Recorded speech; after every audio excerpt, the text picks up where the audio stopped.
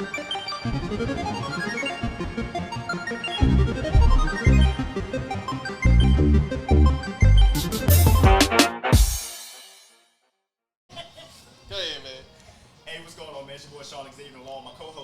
going on? It's Dave. Yes, sir. And we got our special guest, man, Mr. Steve Twyman, Yes. co-owner and partner, hosting us. We're out here at Vitola 121. Vitola 121. Out in Annapolis, man.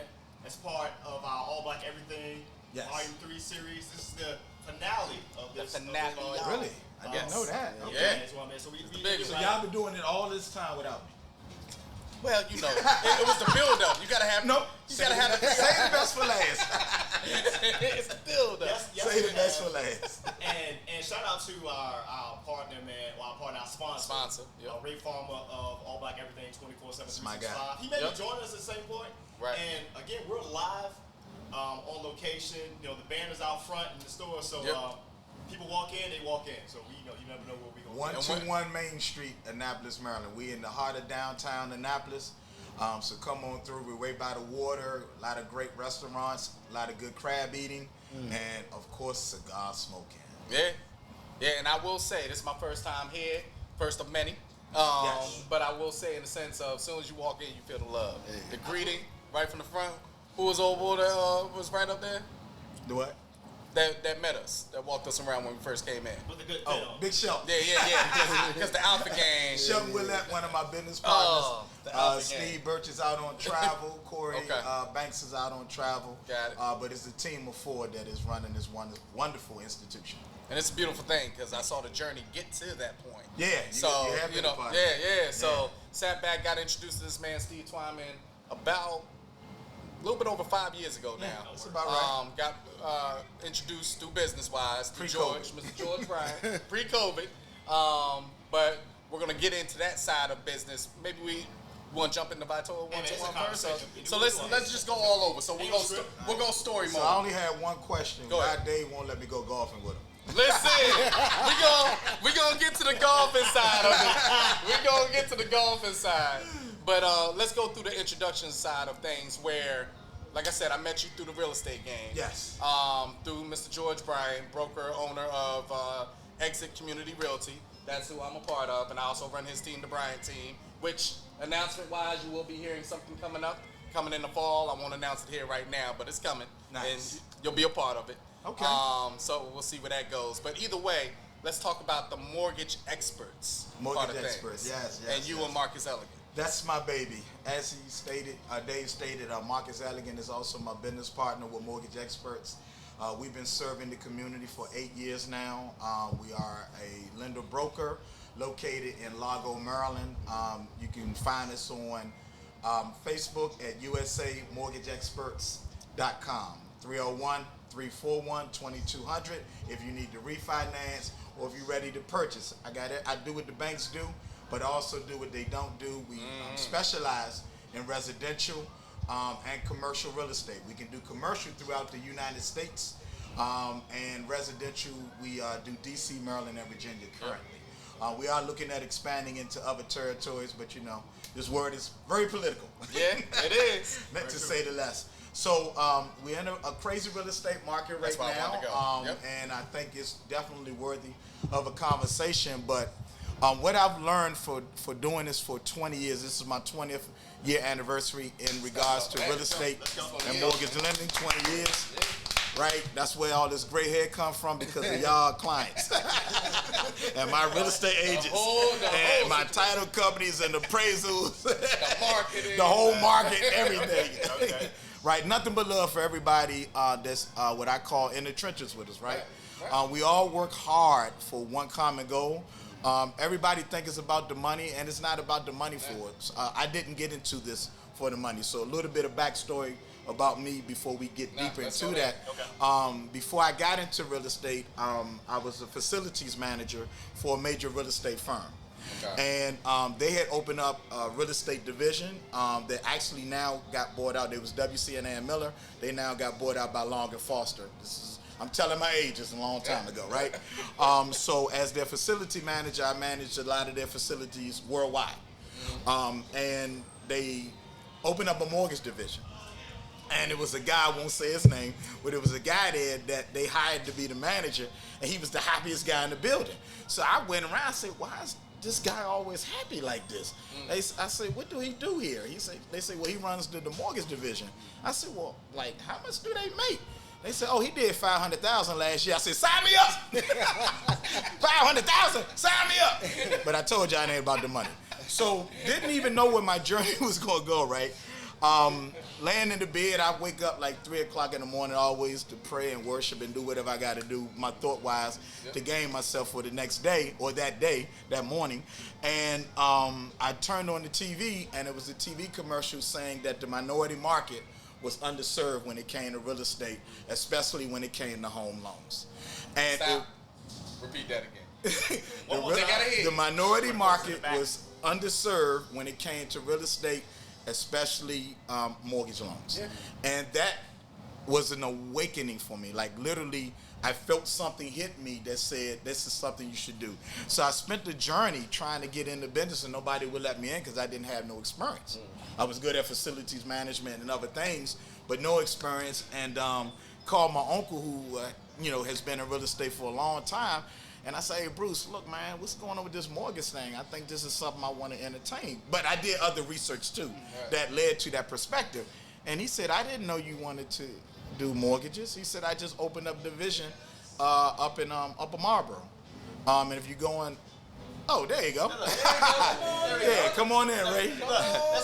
Yeah, so we'll figure it out. Yeah, we'll get him. We'll figure it out. I'll finish this story since he's late. Go ahead. I'm right in between. He good in there.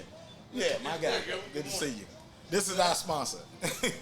So, make a long story short, I started my career with his institution, and I never looked back and got deep into it, and I started. Right now, to date, I have helped over, I'm going to probably say 25,000 families in some form of financial literacy or purchasing a home, helping them correct their credit and become credit worthy, and it's been a beautiful experience. And the reason why I told you to repeat that comment that you just told about like minority wise, let me paint a picture to everybody that's not from the area, the DMV area. You're dealing in an area, specifically PG County and Charles County, where you're the most influential as far as the minds of black entrepreneurship. PG County has held it all this time up until this last year. Charles County got it because people started stretching even further away from the city. But that education is still key because he joined into the industry over 20 years ago because we were lacking that knowledge. Yes. And Think we're about still it. lacking that We're knowledge. still lacking that knowledge. Right. And it's a steady, like a heartbeat, Jack. You just keep on going. Right. It's not for the weak, this whole business. Whether you're talking about the whole real estate game, the agent, the broker, as far as the lender, the title company, the inspector, the appraiser, it all has to come together as one. So a lot of times, all these different faces you see are blamed for things that are not even in our control. You know what's crazy about it? A lot of people don't even know that behind one real estate transaction is usually 20 hands that touches the personality of that transaction. The underwriters, the whole staff. I got have a processing team. Yeah. So just in my office alone, anywhere from 3 to 4 individuals. And talk about how key that is. Yeah. We're not gonna glance over that. Yeah.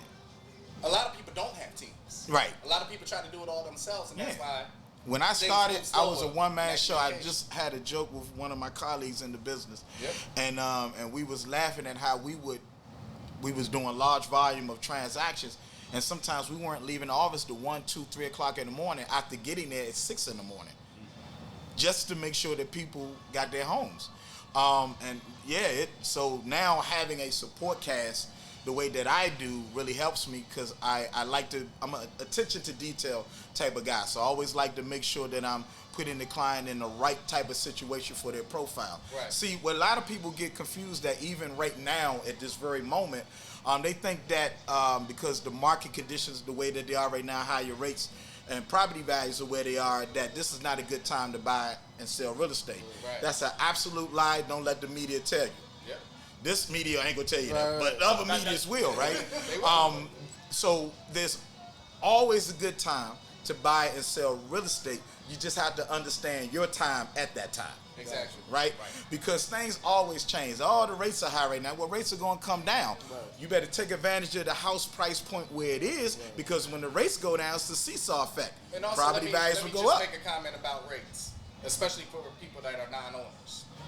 If you're renting, what do you think your rate is? It's 100%. Yeah. So we're crying over a 6 or 7. Right. But you go back to 100% because that's not your house. Yep. And guess what? You're renting. Guess what? You lose a lot of money renting. And I'm not knocking anybody. No. We all have gone through that time. Right.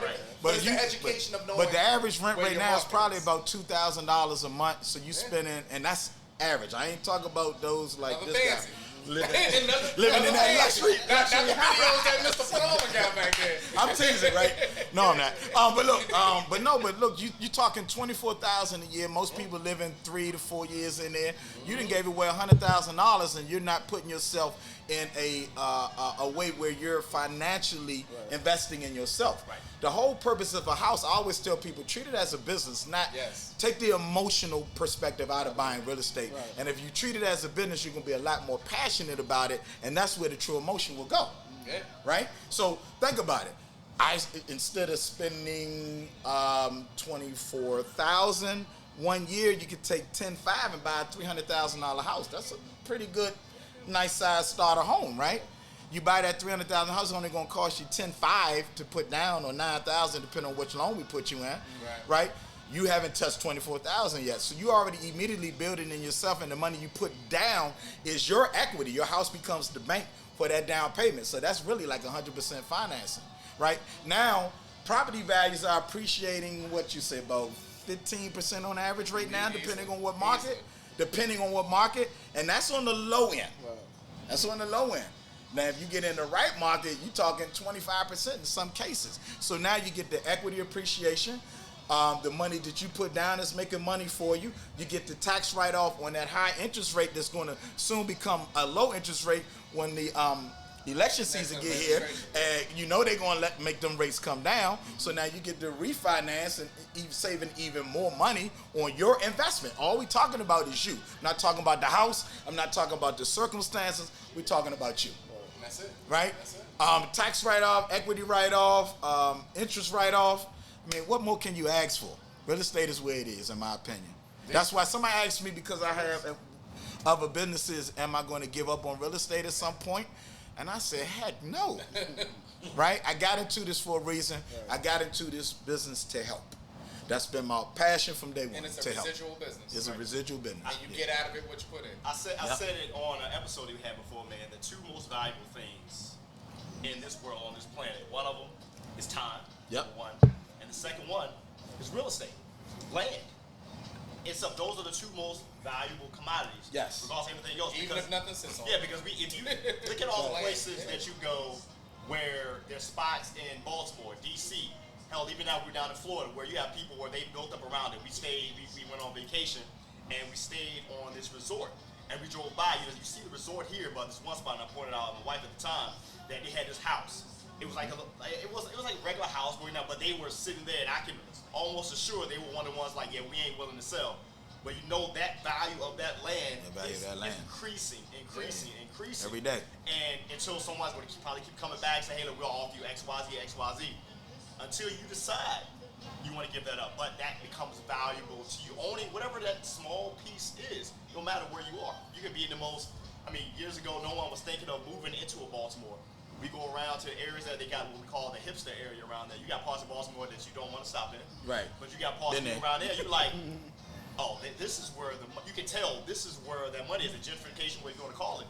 And it's valuable that some people are not willing to move from it. So, again, time and real estate. Time and real estate. I'm going to give y'all an example. I work with a lot of real estate investors, and I had a guy came to me.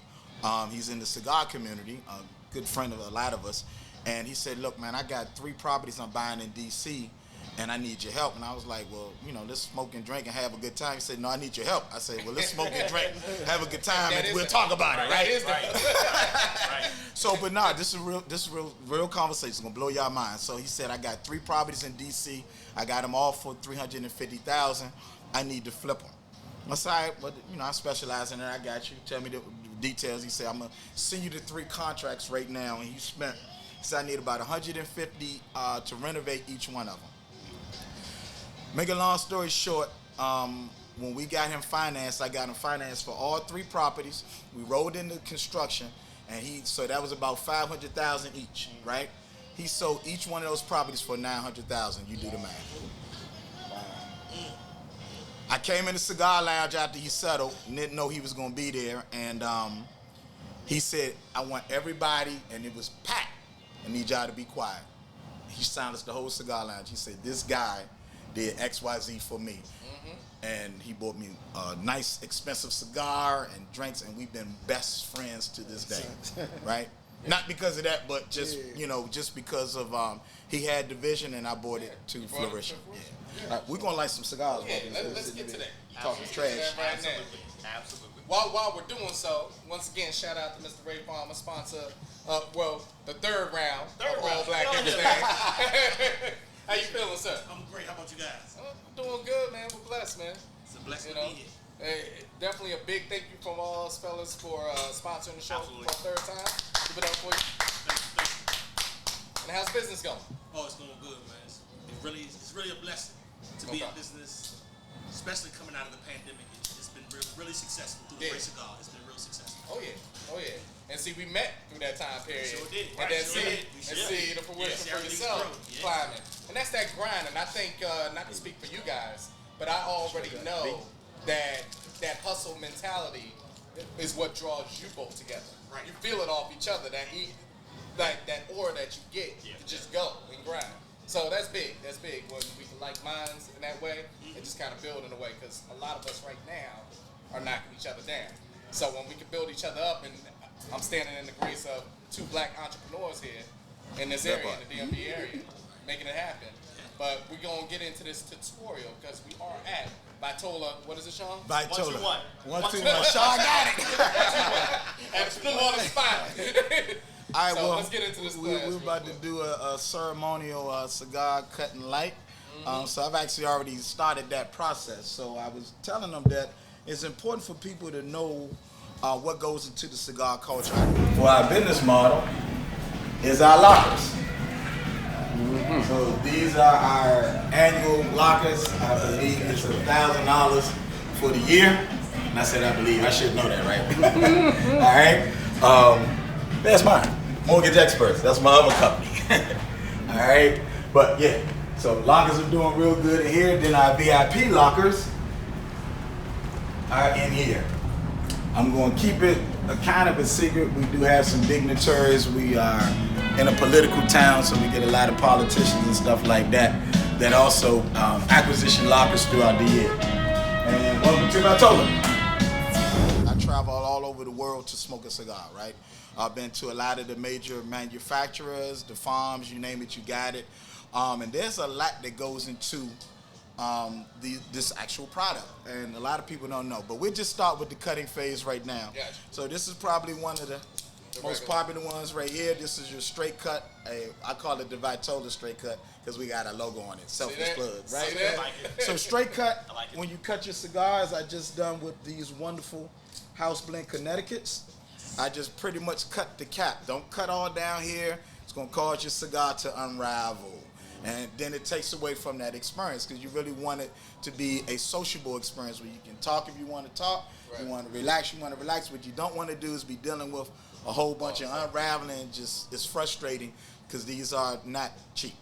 And you want that right experience. But you just go right across the shoulder of the cigar, cut the cap off, that's all you got to do, right? And then your cigar is ready. But the key with the straight cut is it brings a lot more robust flavor from the cigar. It makes a wider tunnel when you're doing your cigar draw. Gotcha. All right. Then we got the punch tool. All right. Looks a little kinky, don't it? Right. But we ain't gonna talk no freaky stuff right now. But I heard no subject. No subject was on the conversation. All right. But the punch tool, it's just a razor blade. Right here, you take it, you put it on the tip of your cigar, you slowly just spin it in, and then when you pull out, it's going to take out that diameter of the cigar tip, and it just keep a closer tunnel for the cigar for those that don't have a heavy pull or just want a lighter pull, make the cigar experience last a little longer. Then we got, I guess it's commonly, now I don't know the proper name for it, but I'm gonna just say scissors. Same thing, just put it on the cap above the shoulder and cut. All right, those are the scissors. Then we got the V cut. Also very popular with the straight cut. A lot of people like the V cut because it gives a tighter tunnel, but also the debris that comes from the cigar, it minimizes it. So when you do a straight cut, nah,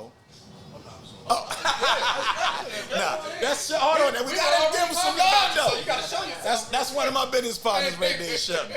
So, but with the V cut, it gives a lot more tunnel of it, but it also helps from minimize the debris. Also, very popular. A lot of women like it, but I see guys like it also. So these cigars are already cut, and we're gonna get to the light phase. Right. So I'm gonna start with Dave's. So this is our Connecticut house blends. Our house blends are our #1 selling cigars here at Vitola. They just took on their own personality. Shelton drives me crazy. We need inventory. We need these house blends, right? Sell the house blends. But we love them here. We've been getting rave reviews for them. We tested them for several years before we even brought them in to make sure that they were a good fit for the personality of the store. So right now I'm cresting the cigar. So that way we can try to get an even blend. Ray knows about this. Ray smokes almost more cigars than me. All right. After you crest it, now we're going to have Dave draw on it and watch how it comes together. Masterfully. There you go. All right. You see all the red embers right there? Once you see the red embers, your cigar is balanced and ready to smoke. Next, we got this amazing Monte Cristo. This is not for the cheap at heart. So this guy over here, he got the money. We're going to crest this cigar. He did a V-cut.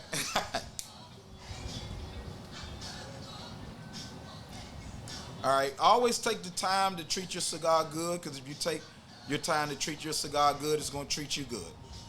So let's crest it real good. You ready, my friend? Relationship advice while you're actually smoking on the cigar. Yep. Look at that. Look at that. Look at that. Pull again. Let me see one thing. All right, you see how, I don't know if y'all can see, but it's unbalanced over there, so we want to make sure that he get a good even burn. Yep, pull again. Yep, almost there. So with the Monte Cristos, sometimes the tobacco in those is a really good leaf, and it's a real tight leaf. So you really want to make sure that it has a good balance on it when you're smoking and when you're lighting it. So as I showed someone earlier, once you get your cigar lit, if you're trying to just see where you are with the embers on it, and make sure that it's balanced, you pull it. Then blow the front. So I notice I'm not fully balanced. From the humidor. Ventilation. There we go. Now I'm fully lit. Nice. All right. Back to it. There you go. Oh, I thought he was already back. Everybody want the love, man. Did it so professional. Oh, look, man. Everybody else So he also did the V cut. And he's also smoking one of our amazing house blends. So make y'all way to 121 Main Street. We gonna be here. We right on the water too, and I told y'all get them good crabs out here. Crab cakes. Crab cakes too. Oysters. We're located to a couple of oyster bars. Chopped is great, by the way. Oh yeah, Chopped is yeah. solid. Selfless plug. So now, what brought you into this side of things? All right. Mortgage experts into the Vitola one So game and the love. this journey here for Vitola was really weird. And I guess we can keep it real out here, right? I was trying to, how I got into cigars is actually through real estate. I wasn't a cigar smoker at all, didn't smoke anything. And one of my real estates, we had a transaction that was successful, and he was like, look, man, I like how you vibe. I want to invite you over to my house, and let's fire some steaks and smoke cigars. I said, bet. I tell you what, I'll definitely do the steak, but I'm not going to do the cigar. He said, no, you're going to smoke a cigar. I said, okay, I guess. I'll see how it go when we get here, right? So we get there, and had the steaks ready, put out the alcohol, and let his cigar. He said, your turn. And I'm like, I don't know what to do. So he showed me what to do, and I was like, all right. So I smoked it, and I was like, man, this is cool. This is all right. It wasn't as bad as I thought, because you're not inhaling. Right. All right. Yeah. Let the flavor whisk around, and we do pairings and everything here. We just did a rum pairing with cigars a couple of weeks ago, so stay tuned. Check us out at Vitola 121 on social media platforms and keep abreast of our upcoming dates and events that we do. So steaks, cigars, chatting it up, and I was like, man, this is pretty cool. So the real estate market at that point decided that it wanted to crash in 2008. So I had to make some executive decisions. Business wasn't coming in the way that I was accustomed to. So I took a little night gig delivering blood to all of the hospitals.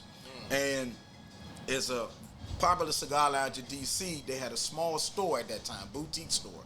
Wasn't a lounge at that time, but my office was upstairs. Right, you probably know what I'm talking about. My office was upstairs, so I would come in. I had to keep walking past this cigar place. So every Friday, I go pick up my check. I would go in and I would buy cigars, and I would go sit at the park and once a week and smoke a cigar. And once a week went to damn near every day. We can cuss? Oh, yeah. Okay, say that.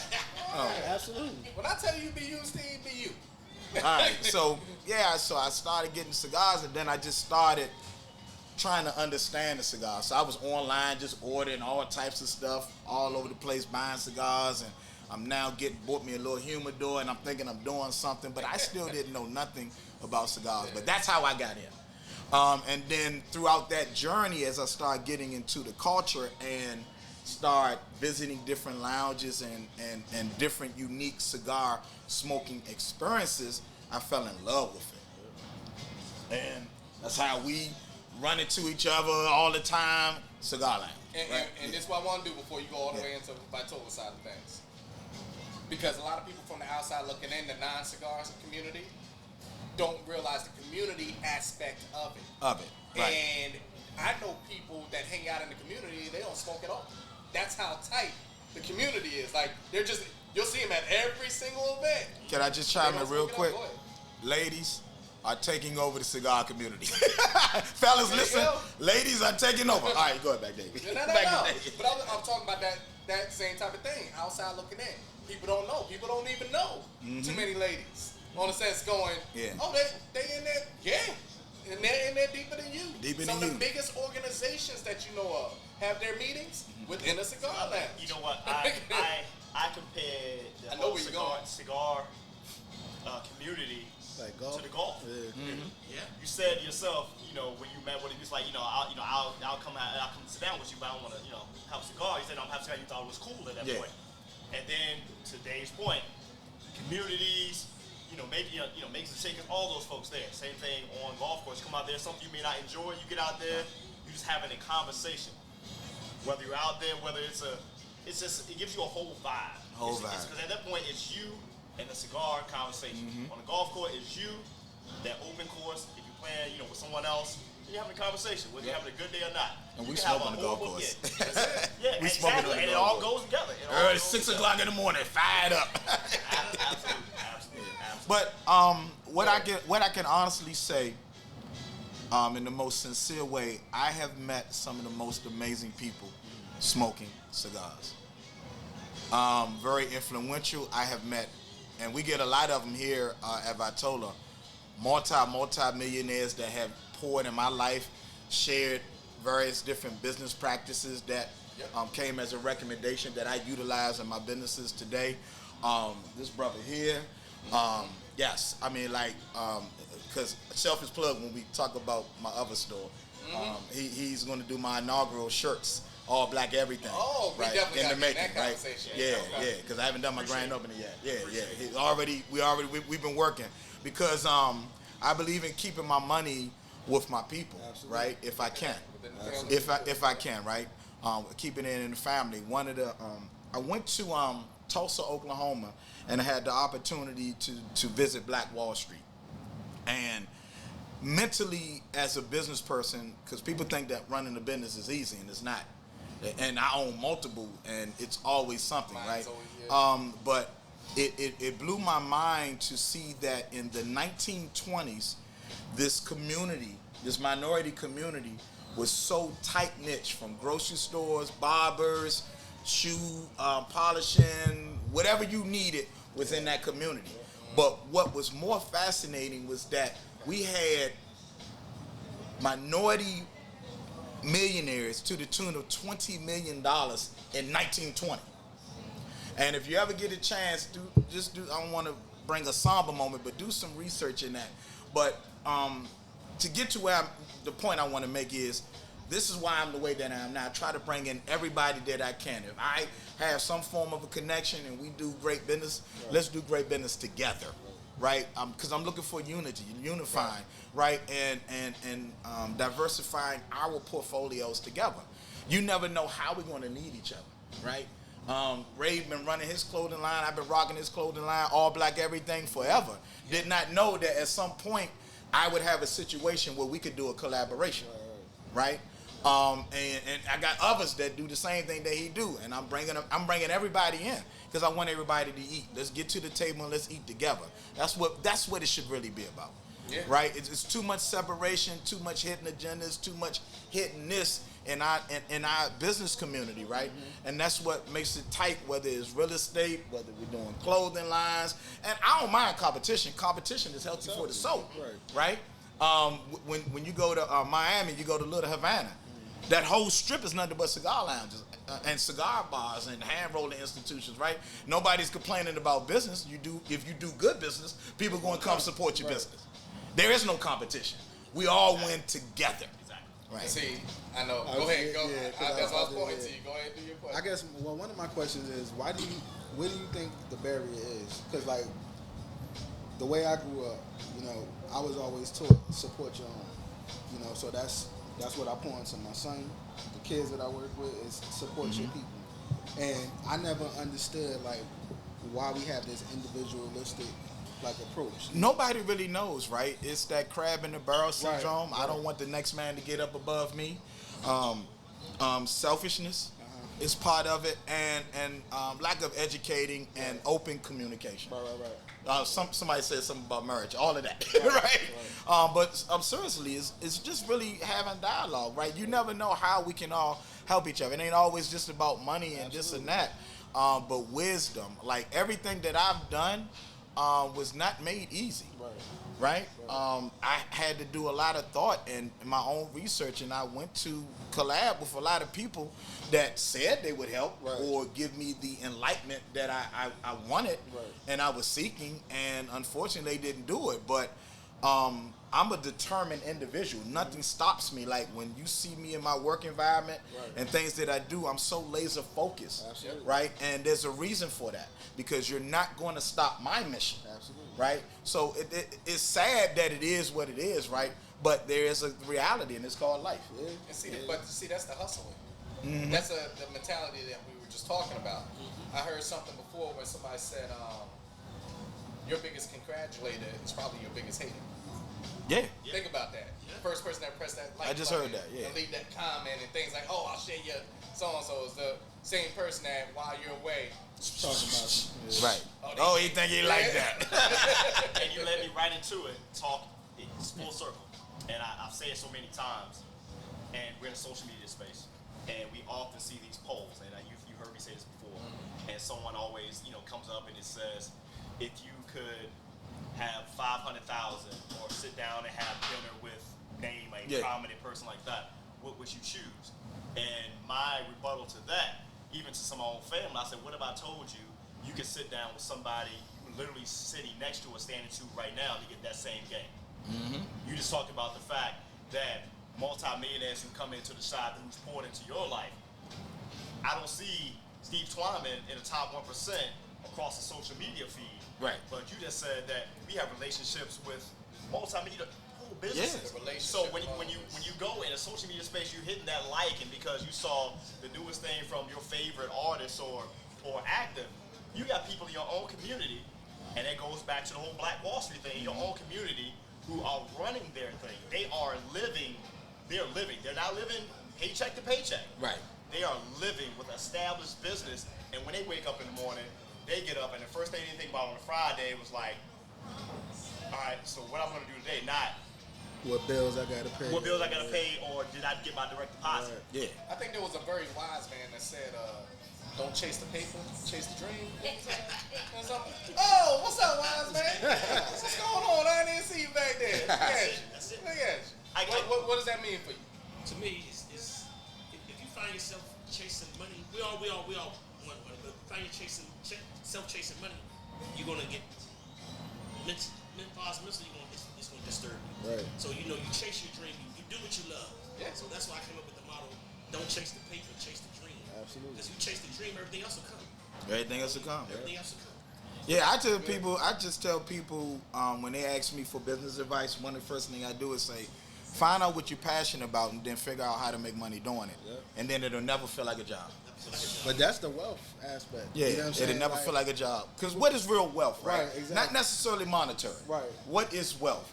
Wealth for me is good health, mental health, peace. Yep. You know what I'm saying?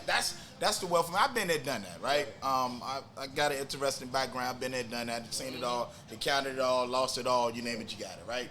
But for me, my peace of mind is worth more than anything that I've ever gained. I say that about My mental health is worth more than anything that I've ever gained, anything that I've ever done in life. I've traveled the world, I've made money and I lost money. I know what it's like to be homeless, right? But I also know what it's like to be determined and get my mind right so that I can get back on track and build what I'm building to this day. And you have it's a purpose. Yeah. It's having a purpose, in wealth. Having a purpose is something, Right. and that purpose allows you to impact other people, and then everything else comes with it. Dave said something. I waited till now to say. He said it was great to be in a room with two great entrepreneurs, and he was incorrect. He's sitting in the room with actually 3, 4, 5, 6, Oh, 7. well, yeah. Seven. Right. Seven. Did I count that right? Yeah. 7 entrepreneurs. And these brothers here, we're still young. We The hot seat. we took a chance. We took a chance on each other. They took a chance for me, bringing them the idea. Hey, you guys want to do a podcast? And it was something to do. We was all at home. We met Ray just a little bit after that. Yeah. And we sat down and said, let's do it, because we were all at home playing video games. And, we were having these in-depth conversations. And it was like, how can we give that game to other people and just share our thoughts with other people outside of us? And the wealth aspect comes in. Now we had a purpose. Now it was like, okay, once we saw, that first batch of folks that we see tuning in to the show, we like, oh, we really got something. That became a purpose. Let's shout them out. Shout out to everybody that's watching this right now. Absolutely. We really, really, really Absolutely. appreciate you, right? Absolutely. Because you could be spending your time in a lot of other places, but you chose your time to spend with us. Absolutely. And I haven't had a chance to say it yet, and I hope I'm not. Oh, you fine? Thank you, Hot Seat. Because y'all didn't have to choose me. You ain't had to invite me out. brother. Thank you. Right? I'm not charging y'all rent. I'm teasing. But no, I really appreciate y'all bringing me on board. The call was humbling. When I got the first call, hey, Ray and I got something going on, and we want you to be a part of the movement. And I was like, all right, what's going on? I mean, I see Ray doing certain stuff, right? And we're all busy, and I'm like, all right, he making stuff happen. That's what, well, shit happened. I can cuss. He said I can cuss. So he making, but I appreciate y'all. Thank you for this. And to the fans of this wonderful platform, keep on supporting. Tag a friend. Share with your friends. Tell a friend, because it's going to take us to make us, and we can't do it without you. Absolutely. Yeah. Thank you, Ray. Like we came in, and I think Dave introduced us to us, and we just, he was on board. He was like, all right. He said, all right, fam, what you want? What we want? That sound like it. Just like that. Which one, fam? And just like that. And from volume 1, random bag, just and I hit him on the text. Hey, Ray, we're gonna do volume 2 again. All right, let's go. Volume 3 going, because it's such a thing. It's all black everything, and it just worked out. We was gonna call it all black everything anyway. And Dave was like, yo, I got somebody who got a line. It's called all black everything, and it just fit. Yeah. And then doing that, we've brought some of the most spectacular guests in that time, and they've had an impact on everybody. They always dropping gems. Always. It's something. Nice. They're going to pull something. The biggest part is what you're talking about right there. They think we're going in just to talk about the business side of things, just to talk about Vitola 121, just to talk about all black everything. And we come to find, yes, we spoke about that business, but it's the journey to get to that point Right. that people pull from. Right. It's great to see somebody successful. Yeah, They go through that same. people don't know your struggle, right? They don't know when the funds run out and you still got to get this venture up and running, right? Yes. They don't know about that. They don't know about when you're applying for business loans and business credit and this and that, and you dealing with rejection. They don't know about all of that, right? And it's always a journey, They see right? the HGTV. Yeah, side. they see the when they do see the product, oh, they think you're a multi-millionaire. It doesn't always happen that way. You got to build in anything that you do. But you're going to get the truth here. You're going to get the real side of me, right? I'm going to tell you the truth. Right. You know, sometimes you'll be an overnight success. I'm not saying that some people haven't, but most businesses take 3 years before you start turning a profit. Right. 3 years. Right? Just so you know. Yeah. In year 3. Year 3. I said to them, like, the podcast space, the typical podcast, if you're consistent with it, year 3 is when you hit your stride. Yeah. And year 3 is where we're in right now. Actually, this coming September, we'll be in year 3. And we seen like that little ticker, we got plateaued for a little bit, and all of a sudden Dave hit me. He was like, what did you do different? I do nothing. He's been consistent. All of a sudden you see that number doing this, Jumped out of nowhere, yeah. jumping out of nowhere. Yeah. And then now we're looking at, I'm still trying, we're still trying to break down, listeners from Geneva, Switzerland, Greece, Spain, Europe. And to me, I'm like, I'm guessing they translating it. I hit up the platform company. I was like, are these bots? So no, these are actual listeners. So I'm like, okay. Well, let me plant a seed with you, right? When you're on a journey and you're driving this vehicle, right?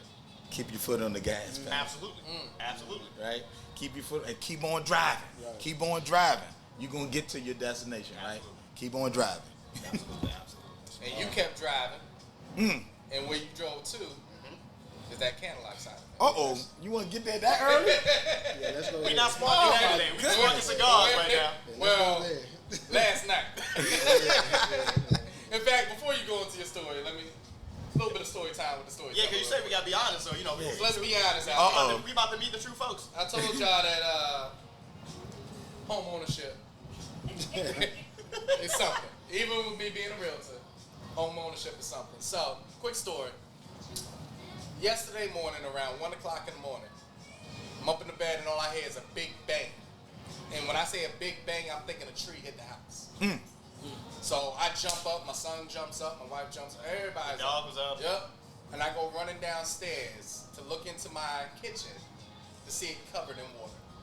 Wow. I look over to the side, I see my sunroom covered in water. And you ever get that shock when you see something so you're supposed to move but you can't? Yeah. And I'm like, so I get down there and I'm thinking a pipe bust. Come to look over and I go, something's missing over here. My 40-gallon fish tank popped. Just straight opened up cleanly. And everything everywhere. I got fish underneath my fridge. Just everywhere. Then immediately in my mind I go, my cave. My man cave, we're on the first floor. Yeah, 'cause it's going to go right through the floor. And I just see from every single light and from the sprinklers, every opening, water coming down. So I'm rushing around, getting things done. I don't even know how we got the stuff done so fast as far as getting the water out and stuff. But fast forward, insurance company picking up stuff. Insurance company, definitely look out for them. and do your reviews, do your research.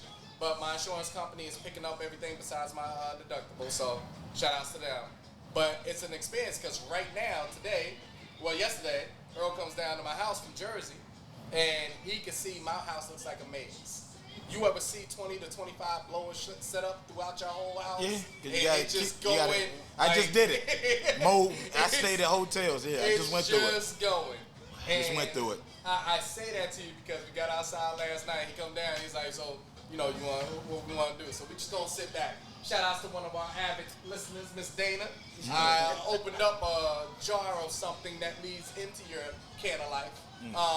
Juice version wise, and kind of threw that back, and let's just say we started searching for something that wasn't really there anymore on my patio. Oh my God. To the point that my wife walks in and she's like, why are they so happy? We're just back there. It's great for you to join us on our journey. But I say that to you because even that side of things has come a long way. It has. And there's a deeper background that, just like cigar smoking, people don't realize. Right. You know, they know kind of like the municipal side of things, and they hear about the business now because everything's getting legalized, but they don't know that grind. Yeah. So let's talk about that grind to bring you to the kennel. All right, so I'm gonna be a minute if y'all just give me a little time. do your thing. 'Cause some of it's emotional. We got infinite take. Some of it's real, and then the journey, right? So I never knew that I was gonna tap into. Absolutely. The lighter. Right here. Here y'all go. We edited nothing out. We No. All right, so I never knew that I would get back in the cannabis business. So 30 years ago, I said I had a little history. I was pretty heavy in that game, but it wasn't the right way. It was the illegal way. And so I got in some trouble. And this is how I know that there is a real God. Whichever God you serve, it don't matter to me. But the one that I serve, I went from being a kingpin to owning the bank. And they said I couldn't do it. And that's just really a testimony that if you keep your mind laser focused on your goals and accomplishments in life, nothing can stop you, right? Nothing can stop you. But with that being said, I didn't know I was going to get into this business, and then it started just a lot of different things, kept saying you should entertain it.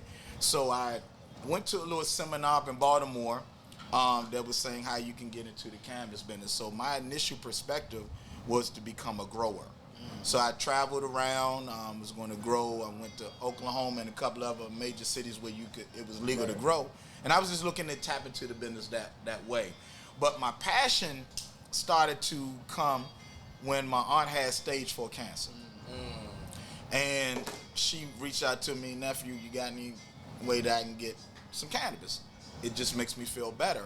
And I watched where the doctor gave her a death sentence in 6 months, and because of cannabis smoking, I got 4 wonderful years out of her. She just passed last year. There's a gentleman in the cigar community that I'm very cool with, and was just collaborating with him on a lot of different subject matters. So I was telling him I was opening up a CBD store. That's my primary focal point, CBD. But we do carry other flower and cannabis too. And he just said he was a diabetic, and he was going through some ailments that could have led to him a neuropathy, losing his legs and limbs. And he went on a CBD regimen, and what the doctors couldn't do, the CBD did. Now, I'm not going against FDA, and I'm not claiming that it's going to be the same result for everybody. I'm just going off of his testimony, right? And one of my business partners, same similar story, when his mom's got diagnosed with cancer, and she went on a CBD regimen, and it made her transition very easy, right? So that's the emotional side of it. But we were looking all over to grow and interviewing and looking at businesses to buy that were turnkey and all of the above, and talked to a lot of colleagues, as I was saying earlier, that was supposed to give us information but didn't give us information. So I said, I'm going to do it myself. We're going to figure it out. And we did. So my new store, Canna Life, check us out on cannalife.life. And we're on Facebook, Canna Life Center, and Instagram, Canna Life DMV, Canna Life DMV on IG. That came, we were like, we're doing all this, and we noticed that opening up a grow was going to be very cumbersome as far as time. We was going to have to leave our families because it wasn't going to be here, right? We were going to have to go to another state. Like area. Yeah, another area, right? And at that point, our focus was Oklahoma. So it was like, there's nothing going on in Oklahoma. I would have been, crazy out there. But we was doing it for the mission. Right. And Canna Life came together. We was like, wait a minute, why don't we look at some DC opportunities and see what happens? And DC opened up. And that's how Canna Life came, right? A few little concepts, had to learn the perspectives. We are not medical, we're I-71 compliant, I-81 for shrooms, mushrooms. Hint, hint. But yeah, right. But we got the goodies. We got that fire. But it came together. We got that fire. We got that work. Right. We got that 2 pulls and tap out. Right. That's our. But anyway, it came together, and we've only been open for a month and a half now. Month and a half, and we're already starting to make strides, tremendous strides in the weeks that we've been open, and it's been a blessing, right? So come check us out, 2115 Rhode Island Avenue Northeast, my old stomping grounds, Washington D.C. 20018. Come check us out. We'd love to have you just stop in, get your Candlelight apparel. We got shirts and hats, and then as I told y'all, when we do our grand opening, we're in our soft opening phase right now. All black, everything's gonna be in the building heavy. We're trying to collaborate with our other business partners, colleagues on our block, and do just a big block party and just make it one big festive weekend.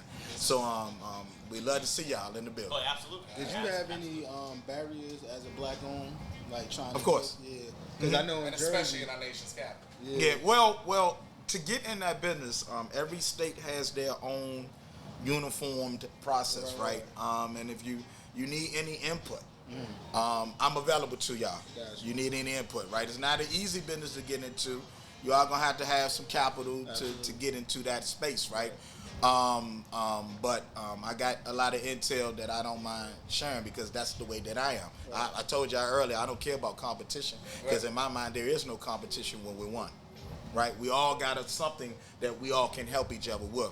But it's been unique. I've learned a lot in the past 6 weeks, more than ever before when we was putting the business plan and the vision together. Right. But when you actively doing it, that's when you really learn the nuts and bolts and the details of it.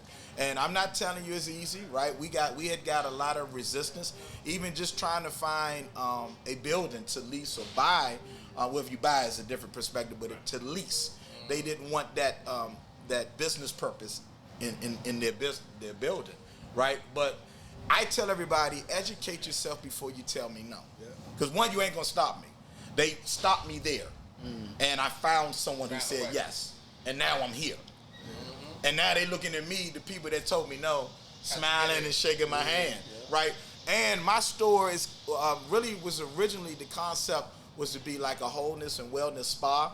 The space we're in is about 900 square feet, so it's not as big to do the spa concept.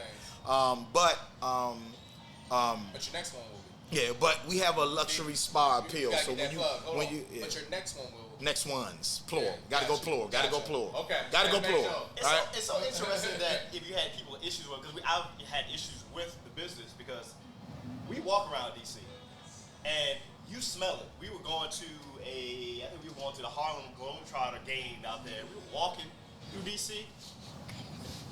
It was like the aroma was everywhere. It's I'm like, everywhere. it's everywhere. So Let me tell you something. it absolutely. Start hearing go-go music and they ain't playing. I'm an avid smoker, so like I just hate that people demonize it. You know what I'm saying? Right. Because they don't understand. There's a lot of benefits from it. Right. You know, like even me, like I had anxiety. I smoke, and it helps with my anxiety. You know, I come home, I go sit in the back in my pergola. I'm gonna blow your mind. Smoke. I have some puppies, and when they was lighting them fireworks, and when the thunder and lightning come, I give them their little pet CBD treats, Calm down. and it relaxes them, right? I mean, like literally, like when my Palmer Poo, she jumps in my lap and she's shaking. Oh, my dog doesn't do fireworks at all. I give her one of them little babies. She don't even want to be bothered with me. She like, leave me alone. You got any Fritos? You got any snacks or chips? Right. That's all I need. Well, I guess going into the product, you know, because like I said, I'm an avid smoker. Can you talk about some of the products you have? I know you have like flour and things of that nature, but you do like gummies or you do gummies or anything? I'm what we call a full circle store. So I have the dabs, the gummies, the edibles. I work with a lot of local vendors as well as vendors all the way all throughout California. I have some juices coming. I have the mushroom juices right now. We do carry mushrooms as well. We're starting to get into that space. I did not even know. I resisted that, but I didn't know, and that's under the I-81 compliance in DC. And I didn't know that was a heavy market. Yeah. It is. And it's unreal. It is. It's insane how that personality is starting to take over in the store, right? But yeah, we have some superior flour, different tiers. We got low grade. I even got reefer for those. I get older cats that come in. Say, I don't want this stuff that the youngin smokes. I want what I call it retro weed. But they joan me out every day, but I call it that retro. But people come in and want that. One, because even there's a lot of similarities in the cigar culture. We get people literally that come here, and you may see it today, that just don't smoke or nothing, but want to smell the cigars because it reminds them of their grandparents, their granddad, or some experience that they had. Right? They will come and stand there like, I don't want to buy anything. I just want to stand and smell the aroma. And that's therapy for a lot of people. So 2 things. You talking about the OGs. You got tops pickers? Yes. You got tops. I got bamboo. Top pickers. So you talking about OGs. I should like Oh yeah, I got it. Shout out to my grandmother, Dolores Holmes, man. She's a spry 84 years old, I believe she is. 45. Go ahead. Yeah, and Grandma is not the plug, but me and my aunt one day, this is during the holidays, right? And my aunt was like, hey, help me, I need to find my shoes I left them in mama room. All right, cool. So she said, I think they got kicked under mama bed. I remember this story. So me and my aunt, we go to try to find her shoes somewhere that she was like, you gotta be careful, because grandma, you know, mama be having those packs. Right. All right. So we go there and look. It's all right. You know what? We're fine. And grandma, because y'all know what grandma is, we pull out there. I'm like, you know what a 1 gallon Ziploc bag look like? Yeah.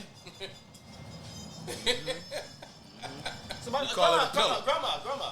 We call it a pillow. What is this? What is this, baby? Look, I just called my little man. He come over once a month.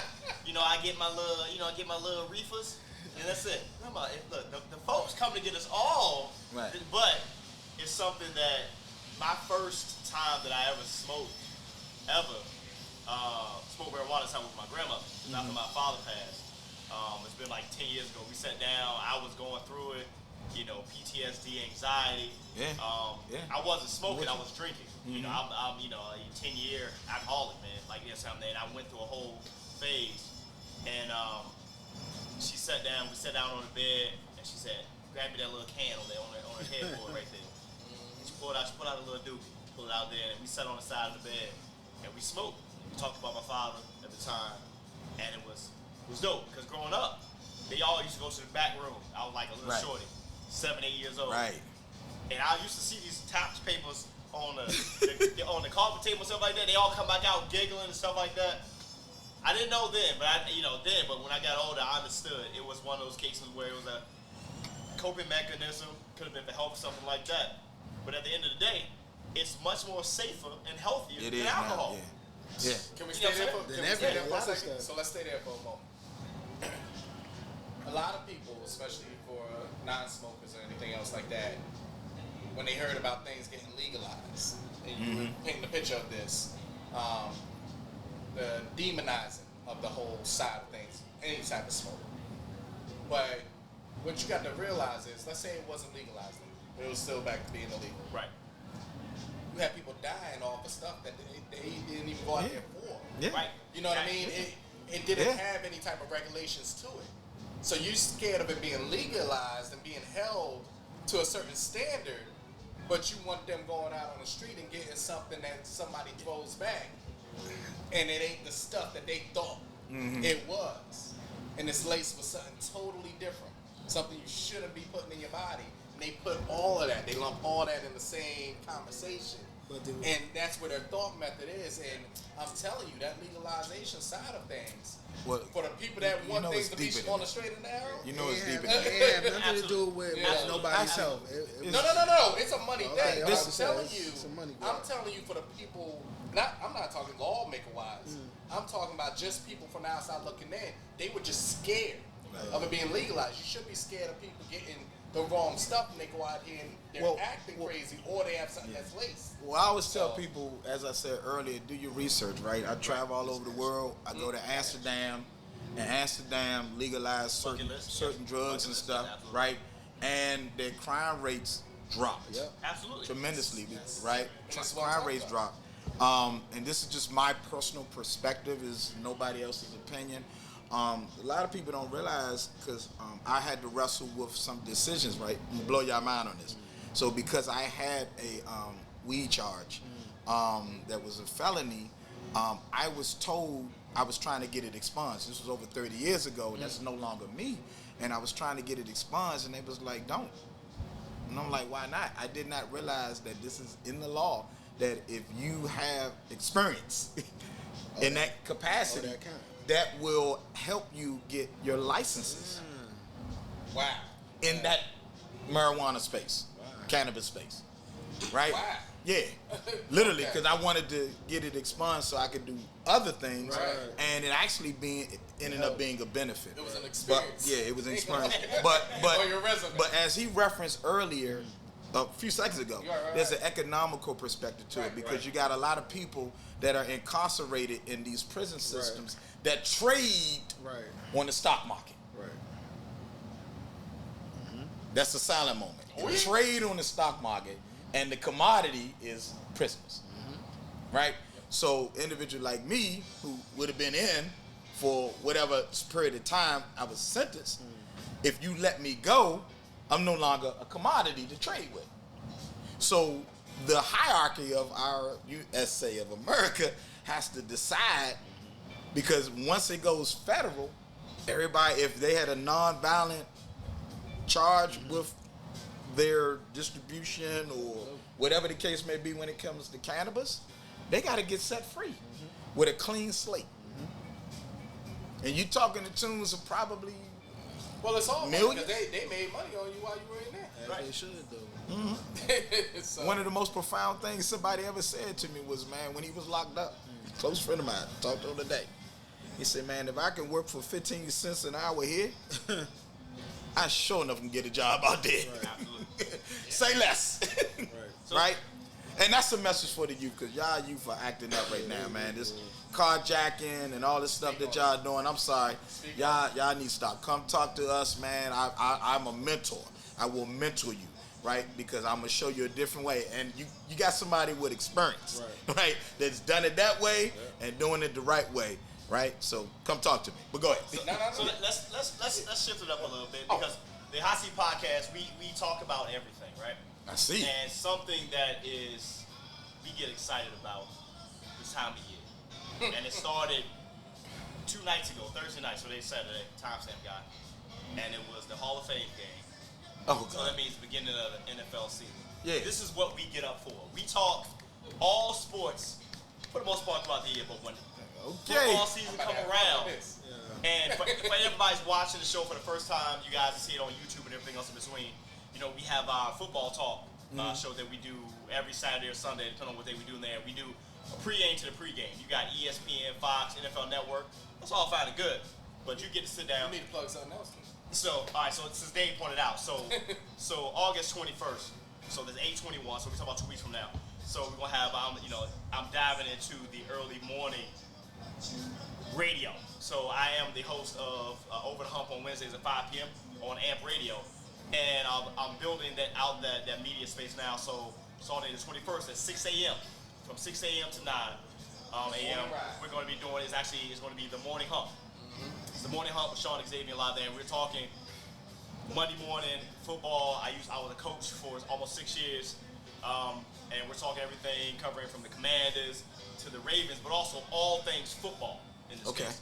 But back to us, we do football talk, and we sit down and really give our insight on everything football in this case. So my question to you is, because every once in a while we get somebody who's not a football fan, but looking in your eyes right now, and I know Ray already, so I haven't even said anything to Ray because I know what time Ray We on. don't talk on it too. You were We're talking gonna about. have to talk about it. No. We talking about this stuff. We're gonna sit back and watch. Let's sit back and watch. We're gonna have fun with this. So, because cigars and football go together. On Sundays, it goes together. Message to the Redskins stash. Yeah, bring it back. Commanders, Washington, Commodores, where bring you it want back. that. Football team slash Tell them to put that Commanders cigar slash lounge back in the Commanders. stadium. What Bring it happened back. to the cigar lounge? Hey, shout out to my man JP Philly, man. He talked about it earlier. what does, because it's more than just the game itself, and I know for specifically us in the black community, and considering that the NFL is 75%, It's us. So it is us. What does football season mean to you? To me, all right. So I'm a Washingtonian, so I'm all DC. Absolutely. everything. Say it one more time. I'm a Washingtonian, so I'm all DC everything. Period. The end. Right?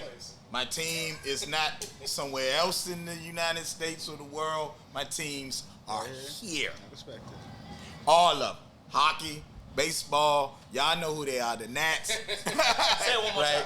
time. Right. I'm all DC, born and raised. So for me, I'm an avid Commanders fan. Name probably changed again, but It's probably gonna change. I'm an avid Commanders fan. Diehard season ticket holder since 2006.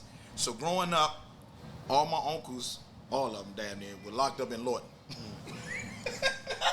True story. True story. Hey, Let's cheers, real so you said Lord. Hey, shout out to Shout out to Lord. Shout out to my man Martin Cervantes. He was my drill sergeant in when I was in the Army. And Lorton now is a gallery. It's a workplace gallery. He was the one that actually instituted it, helps in it. So the lighthouse now, that used to be one of the Wow. So if you go past Lorton now, you see that artwork on it that was done by my drill sergeant, who became the senior Good shout out, photographer for the United States Army, man. So shout out to him, man. So all my uncles, they started coming home, and we were staying in Northeast DC in this little house, and so I was the spoiled one, hint hint. And so my grandmother came in. She said, "You're gonna have to put another bed in your room." I'm like, She said, "Well, they gotta sleep somewhere. One of them already in the basement, and you the only one got the space. Cause anybody sleeping in my room." When she ain't said that way, but her goddamn one.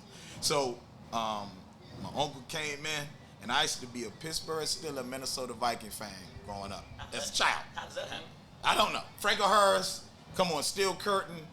Oh man, it was the weirdest thing ever. So my uncles used to try to toughen me up, and they used the Redskins at that time to toughen me up. They like, "You gonna be a Redskins fan?" No, I'm not. I like the Pittsburgh Steelers. I like Franklin, whatever. At that time, they so would've did them it body too. blows was hitting different. Absolutely were. So they did some form of they took all of us elementary school students to Redskins Giants game at RFK Stadium. And what game was that?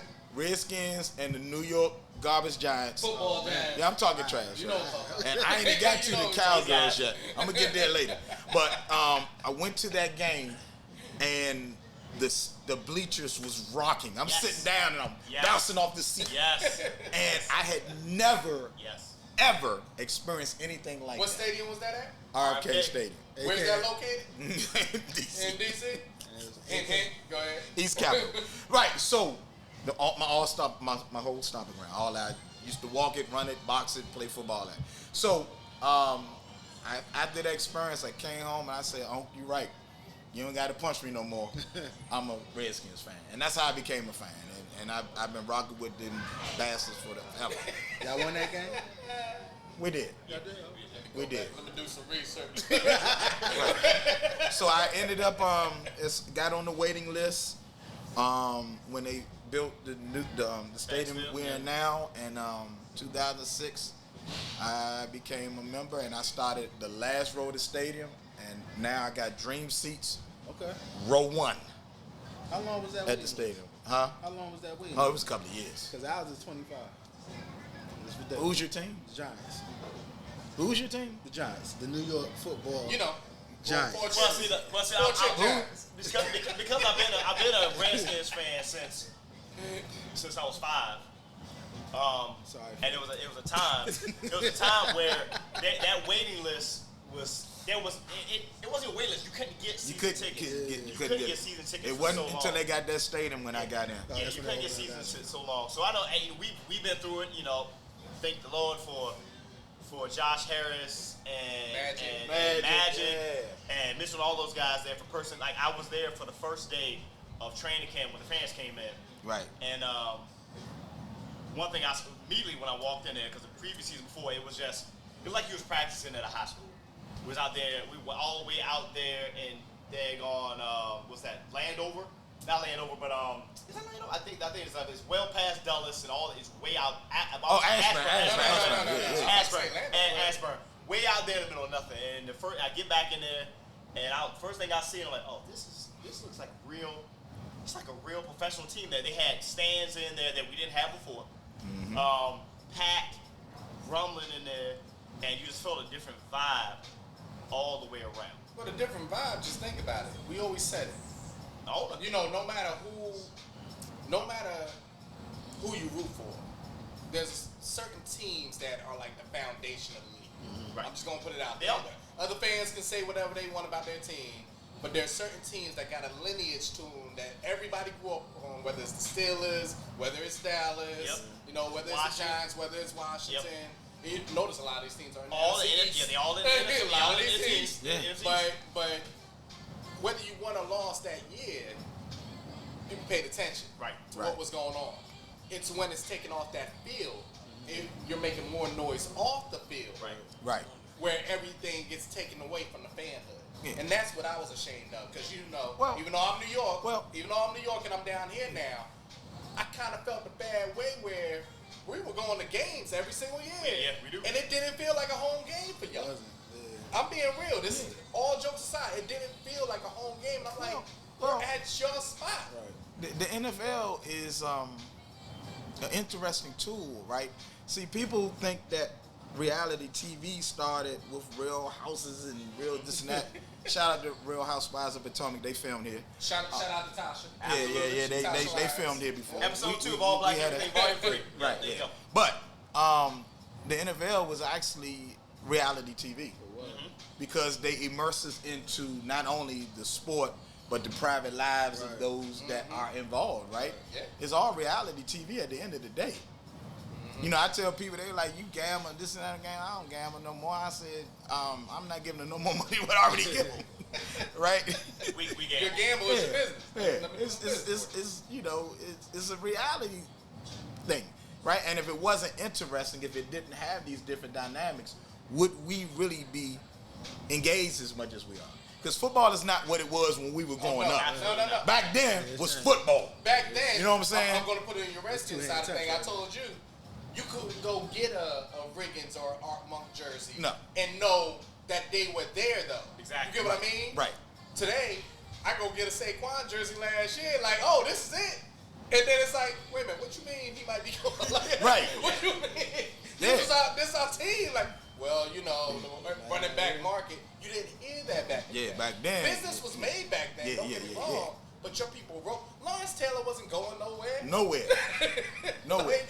It wasn't even a discussion, so you could go and really root for your team. Now, every year, the roster is, oh, shoot, that's right, we did get him. That's I can't name 5 players on my own team right now. It's different. It is different. So I will be doing us a disservice if I didn't look over my left shoulder and ask our illustrious sponsor, you know, what does football season mean to you? I mean, I'm asking because especially this year. Yeah, you know, because I'm asking because you're the sponsor. I'm only asking because you're the sponsor, because you know I don't really care about the, you know, the only stars I believe in is you know, Star Search and you know they got the obvious it. So hey man, my list is fluid this year. I'm ready to shock y'all. No, seriously, I'm ready to shock you. When I was growing up, I was a cold-blooded Redskin fan. But see, I became a Cowboy fan due to my brother's death. My brother been dead now. God rest his soul. 25 years. Oh, man. The year before Snyder took over. So I'm back home now, baby. Well, it's fluid. I'm with the Skins, baby. Hey, smart man. Hey, welcome back. I'm back home now. Let me get welcome. When Snyder go, I'm back. Announcements made on the Hot Seat Podcast. A lot of people always say, well, you can't do that. My list is fluid. He did it. He can do that. Stephen A. Farmer. Announcement. Hey, announcement to specifically Mr. George Bryan. You have lost a member. Yeah. You have lost a member. I was just with him the other day. I am back. And I teased him. I showed him some little Dallas Cowboy memes. He was like, man, I hate you. I respect Hey, speaking of Dallas Cowboy memes, if you checked out the Hall of Fame game, you saw it start in a very interesting way. Oh, man. With Mr. DeMarcus Ware. Why they do that, man? Singing the national anthem. If you did not catch it, Please YouTube I might do YouTube. because it was special. It was. It was as special as when Carl Lewis tried to sing. No. It was very. He was into it. He was I'm doing talking the- about the head. He was doing the riffs. He was doing the rush. Yeah, it was bad. He thought he was getting it. I was Are like, you serious? you're not getting it. Yeah, I will say though, It was DeMarcus, because I tried. I still can't. I haven't been able to get that far yet, but he do got the smoothest, the clean shaven bald. I'm still trying to get to that. But man, watching that, and the missus was like, she texted me, and she was like, he is a horrible singer, and she don't even like football. She was like, he is horrible, and it was just I missed fun. it. Oh, but man. football season means a lot to me. Yeah. You know, I'm a true advocate football, play little league football, coach little league football, coach high school There football. you go. Shout out to the I mean, I kids. eat, bleed, and dream football. Yeah. And it never stops. That's what people don't realize. It never stops. I mean, it You was talk so about bad. it through the whole off season. Yeah, it was so bad. You know, my vacation time, I told my wife, we got to do it before football season starts. You know, I go to camp, I got to do this. Everything got to be done before April 1st. Why? I say football is all year round. Say it one time. Say it one time, right? Say it. Football year is all Listen, year round. listen, Say one and time. everything's perfect because Yes, it's all every right. game counts. It doesn't have so long of a season where you're like, oh, I'll catch up with the NBA when the All-Star game hits or something Right. like that. I don't even pay Baseball, attention. you're like, is the pennant race yet? football You don't even pay because there's so many games. With football, it's the exact amount of games it should be, like right around that. Yep. I know they changed it. But you're sitting back and you're like, I can't miss a game Can't because miss a game. every game Yeah. is Every important. is like religion. Right. It's like religion. I'm not gonna lie. I don't miss it. I was just about to say, like, it's so bad that my wife know. Don't plan nothing on Sunday. We're Right. not doing. I can't hear what you said.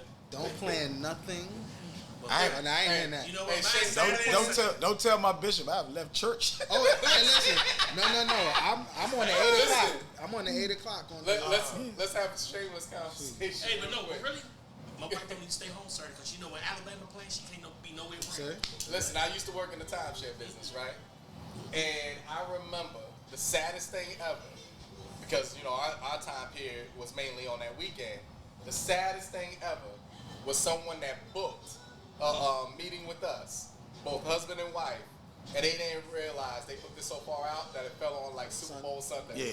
And they were in there with us, and I'm like, bro, why should drag you on? you Like, can see it on the yeah, face. it's bad, just bad. I don't even care at this point. Look, it's so serious, right? And he's in the room. My son's with me right now. So he got baptized, and it fell on. Oddly enough, it fell on 9/11. Okay. But it was a Sunday that he was getting baptized, and it was a Sunday leading up to that. Dave and I were like, we were going our yearly game, and we looking at each other, and I still have the picture.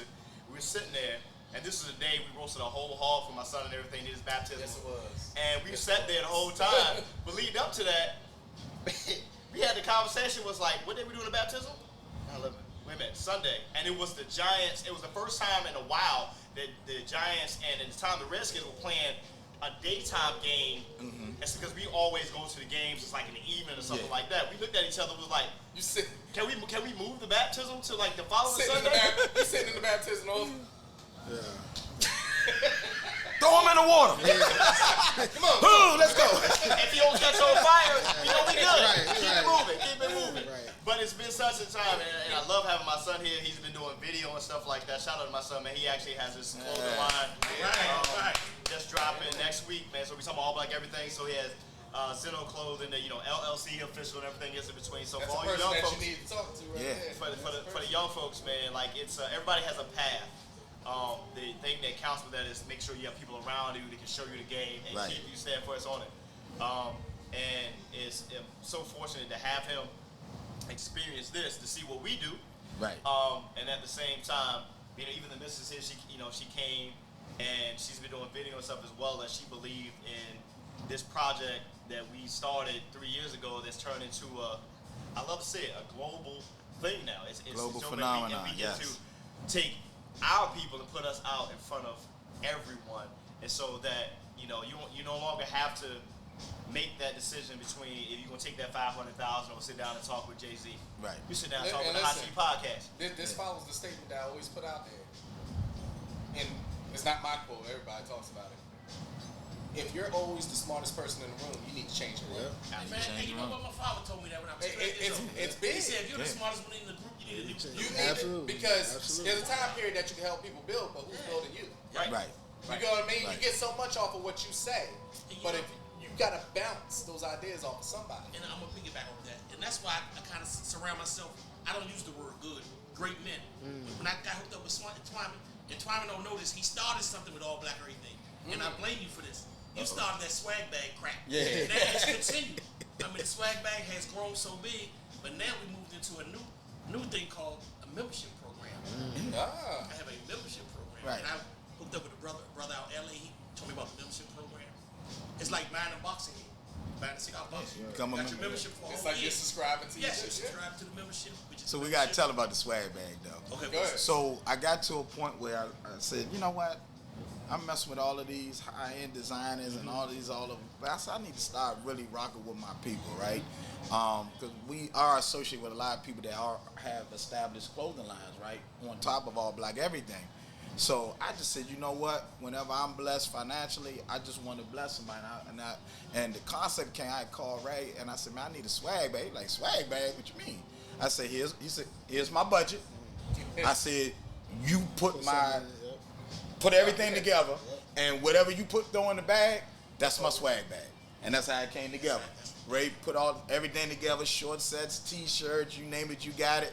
I'm still rocking that stuff to this day. I go, boom. And so now it's already established. When I call for the swag bag, give him the budget, he put the clothes together, and that's my fashion designer. That's it. And I go pick up my bag, and we keep it moving, right? And that's what it's about, supporting one another. I never knew how we would engage with each other, right? But I liked his movement. Yeah. His movement was so powerful to me, and it's so how I saw his grind, and we vibe off each other, right? So I'm like, if he can work that hard, I can work this hard with all the other stuff that I do, right? And you just don't know, right? And we haven't been together a while to really talk about it. We bump into each other, whatever. But your grind pours into me, and that grind now resonates to everything else. And you know what that is? That's the no excuses mentality. Right.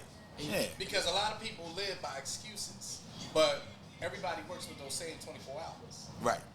And So it's funny. if you're not getting it done, guess what you need to do? Wake Yeah. up early. Yeah.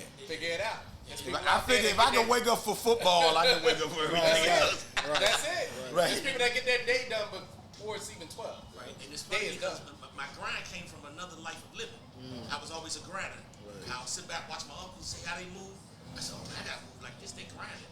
Then I took the other part of my lifestyle and put it in this lifestyle.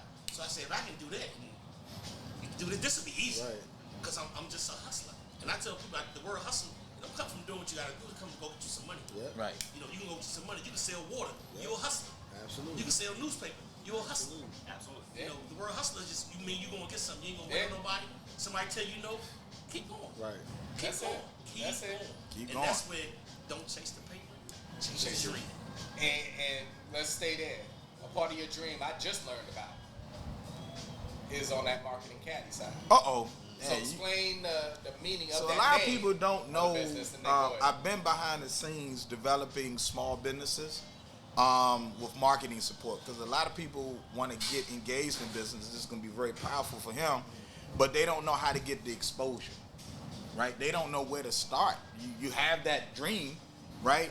But you don't know how do I get exposure. So we take small businesses and we help them develop websites. Their marketing apparel. You see, I'm Vitola down, All Black down. You know what I mean? Is that your brand or? All right. See, he needs to come to my marketing class. He's actually wearing branding from one of our actual guests from a Life Well Dress on there, Nice. and I'm actually wearing one of their hats here right now. Put that on the screen So- real quick? Can you put that on the screen so they get there? Yeah, Come on, man. I know the absolutely. ladies are looking, but Yeah, shout but out to Michael and Christian, man. so the whole perspective of marketing is creating other perspectives to be evangelists for your business. Right? That's why I do my shirts with my Can of Life. I'm rock. You come see me later today. I'm gonna have a Can of Life shirt on. When I'm at Vitola, I got my Vitola shirt on. But I'm walking around when I wear my mortgage expert stuff. People will come up to me and say, "You do mortgages?" I heard of that company Vitola, right? My Can of Life got the Can of Leaf, so people like, Yeah, I got that. Right? So, but making yourself more visible through social media. I'm going to tell you how crazy it was for me. I'm big on social media marketing through all my platforms. And one day I got a phone call from Facebook themselves. And they said, we've been watching what you do, and we want to show you how to do it better. And they personally trained me over a series of months on just how to market on social media the right way. It's more than just putting up a post. A lot of it is psychological. A lot of people don't know it. Marketing Caddy, I've had Marketing Caddy for a while. It was just a little mystery business, but I've helped thousands of real estate agents create their brand and develop their brand. A vast assortment of various different types of businesses, restaurants, clothing lines, and this and that, develop their brand and get more exposure. And watching businesses that were running here or running in the red on their profit margins, and when I showed them how to market, take them up to 25% over their normal numbers and things like that. All of that is important, and really just showcasing individuals the way they did. The Marketing Caddy is named after my son. The marketing piece is what it is, but Caddy stands for Corey's daddy. My son is Corey. So Corey's daddy, C-A-D-D-Y. And that's where that whole perspective came from. It's not one of my bigger businesses, but it's ran by actually my cousin Ron Twyman, and he's been amazing. He's helped grow my mortgage company through TV advertising, radio advertising, and things like that, really helping with the budget, because TV and radio can be very expensive to the tunes of hundreds of thousands of dollars, but he's helped us through the company cultivate nice workable budgets for all individuals, and so that's what Marketing Caddy has been. And see, we can't sit in this lovely cigar lounge. Love it. Vitola.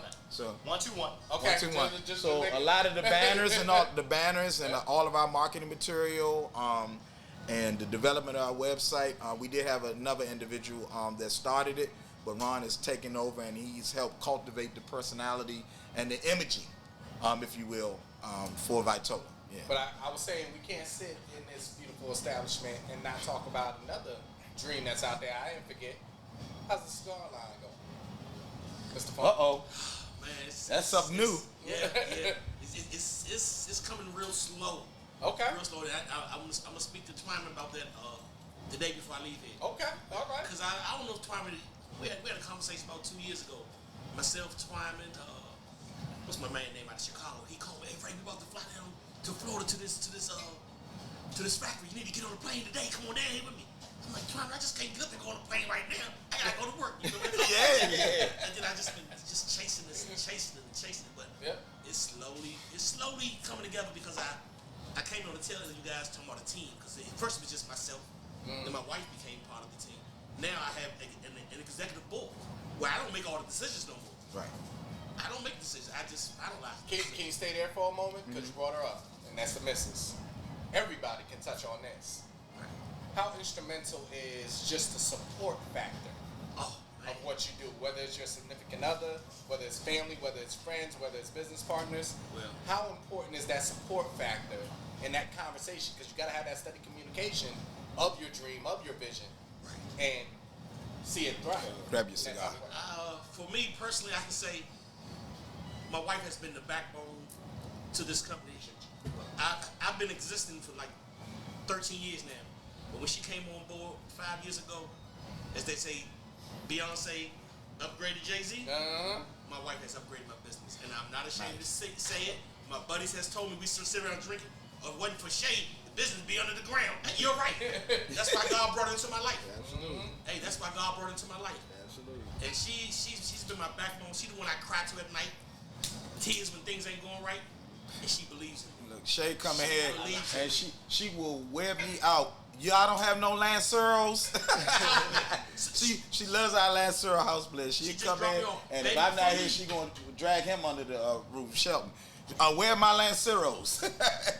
Hold on, Shelton. Come on over here, man. They got to see this outfit, bro. They got to see what you're greeted with when you come in Vitola 121. Come sit down real quick. They got to see. I brought you up earlier. Come sit down. I'm While he doing that, let me work the door real No, quick. you do your thing. You do Nah, your thing. go ahead. Come on in, Chef. So we'll break it down. When the shop dressing dudes in the cigar world. So listen. And he's consistent. First of all, into this establishment. First of all, the fit is everything. Fluid is everything right there. It's all part of it, right? Let's Like in talk the about culture. that life, that experience, because you give that experience. You give Yeah, it all it's when you all come part. in here. So what is that experience that you're trying to put out there? So, I grew up on a tobacco farm, right? All gentlemen, and the industry now is ladies and gentlemen, right? It's all We'll talk about that, that, yeah. you know. So, I just like to bring that, you know. I like Yeah. to bring that old school back. Make sure we dress, you know. Yep. Make sure we enjoy everything. You know, that's what I learned about the industry. I'm the newest to the industry, there, yeah. baby. You know, I come from the restaurant industry, but I love everything where we talking about bespoke, right? Somebody made it with their hand. Yeah. So when it come down to the That love. fashion, when it come down to the hats, when it come down to the cigars, when it come to the spirits, all of it. Take us through those steps. Somebody comes in here for the first time. They're kind of all over the place as far as what they smoke. Yeah, just ask them a couple know. questions, you know. Let's go through that. You know, that so conversation. I'll ask them, you know, you into a milder cigar, you into a heavier cigar, where are you? And they'll say, you know, I like something, I'm gonna take it easy. It's mostly new smokers here. Gotcha. I take it easy, okay, so then I'll ask them, well, how long you wanna sit with it? You wanna sit for a long time, or you just wanna have something short? From those questions, I know where to take them from what we have There you go. in the humidor. But it's on them. Yeah. You know, and we patient just with got them. 'em. Yeah, Got 'em, just right. patient with them. They just walk around, they look a little bit. Some people want to get right to it. Some people just want to smell the humidor. You It's a know. relationship. Yeah, yeah. And How's then that pairing? The pairing aspect. As far as As you said that, Go ahead. I gotta step back. He's also a sommelier. yeah. Oh. And yeah, Yeah. he's a sommelier. minute. So he is. I have to call him. Hey, look, how do I pair this up? How long have you Yeah. had that step? Well, so Inside. in the restaurant industry, I was a mixologist, and we had to do some minor sommelier for wine going with food or bourbon going with whatever's going with, right? So And that's not an easy process, by the way. Don't you think you just sit back it's and not easy. sign but, off? right, it's not easy, but if you want to learn your product, right, you got to learn everything about it. You know, that's Yeah. what the people like about us is the love. Like, we love it, right? We're not cigar business people. We smoke, right? Steve is at everybody's lounge. Yeah, everybody's space. We love it, right? So when it come time for us to have one, you're gonna feel that, That right? love back, yeah. You can't walk in the door and somebody don't say hi, and you don't feel Yeah. you don't feel that, right? That's what makes our membership grow as it is, right? All our lockers just about filled in the room. You know, they want to support so much they don't want to get the small locker. I want the max. And that's why I use that word experience, and I don't use it lightly. You Yeah. know, there doesn't have to just be cigar wise. Yeah. You go into an establishment, Yeah. the product may be one thing, Yeah, but it's really that customer service aspect. Yeah. That environment that you get, that love Yeah. that you get, that feel that you get, that can make something go way up here. Yeah. That would normally be an experience like this. It just jumps. that's the whole difference. So I wanted to learn everything about. Like, my goal is to sell luxury products around the world, right? So I had to learn what is luxury, right? What is the difference between where you pay $8 for the shot and you pay $15 for the shot? What's the difference? Why am I doing that? Yeah. The difference is the ambiance and the service. How you feel, how they treat you when you come in the door, that they know what they're giving to you, that they know all the little pieces. Like, you can get in a Mercedes and it's nice, and you riding, you don't even pay attention to the fact that when you close the door, it closed for you. You know, all the little, but you like it. You don't know why, but you know you like it, The right? ambiance of it, yeah. Yep, you get into the Bentley, you're like, why is the umbrella there? It's unnecessary. Is it unnecessary? It's just extra. Let them have it. You know, so we just do all that. That's how we operate. So And that was going to be my question, because Steve said, you know, it's your businesses and competition breeds better overall experiences in the community. What makes, because there's a lot of different cigar bars Yeah. that we do. What makes Vitola 121 here in Annapolis, Maryland, stand out? I think it's the experience and the lack of competition that we have, right? We don't have, everybody is our brothers, right? So if you don't like what we do here, because it might be too stiff for you, we're not partying, hey, our brother's got a spot over in Crofton called the Felion, boy, you're going to love it. You know, this is probably too dry for you. You probably should go see them. That's how we roll. We don't. And we had a meeting, our first anniversary, and all the cigar lounges were here. All the brothers and sisters came support us, right?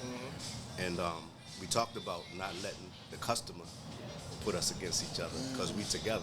You see what I'm saying? So, you know how you could get a customer and they be like, man, over there, man, I don't like how that go. Well, you know, it probably ain't for you. You know what I'm saying? You probably need another experience instead of feeding into, yeah, I know what you're saying, man. You know, none of that. We never gonna do that. You're gonna never hear that anybody here said anything negative about anybody's establishment because we smoke at all of them. You know, and it's our brothers on top of that. They support us. It's different when you're in competition. You're trying to purposely trying to shame. Right, but you know, it's so many styles. It's so many types of people. So many, like some people want to just smoke. They might have had a bad day. They want to come in and just sit in the corner, you know, and get some good energy. They don't want to talk. But you got to talk. Yeah. You know? Just chill out. Music on low. Everybody's dealing with something. Yeah. That something is the same, which is life. That's right. But everybody's dealing with something. So somebody may want to come in and conversate all the time. That's right. And we got that too. Somebody may be running away from something and look, don't bother me. The reason why I'm here is because I want to get. I want to be secluded. That's right. That's right. Somebody may be celebrating.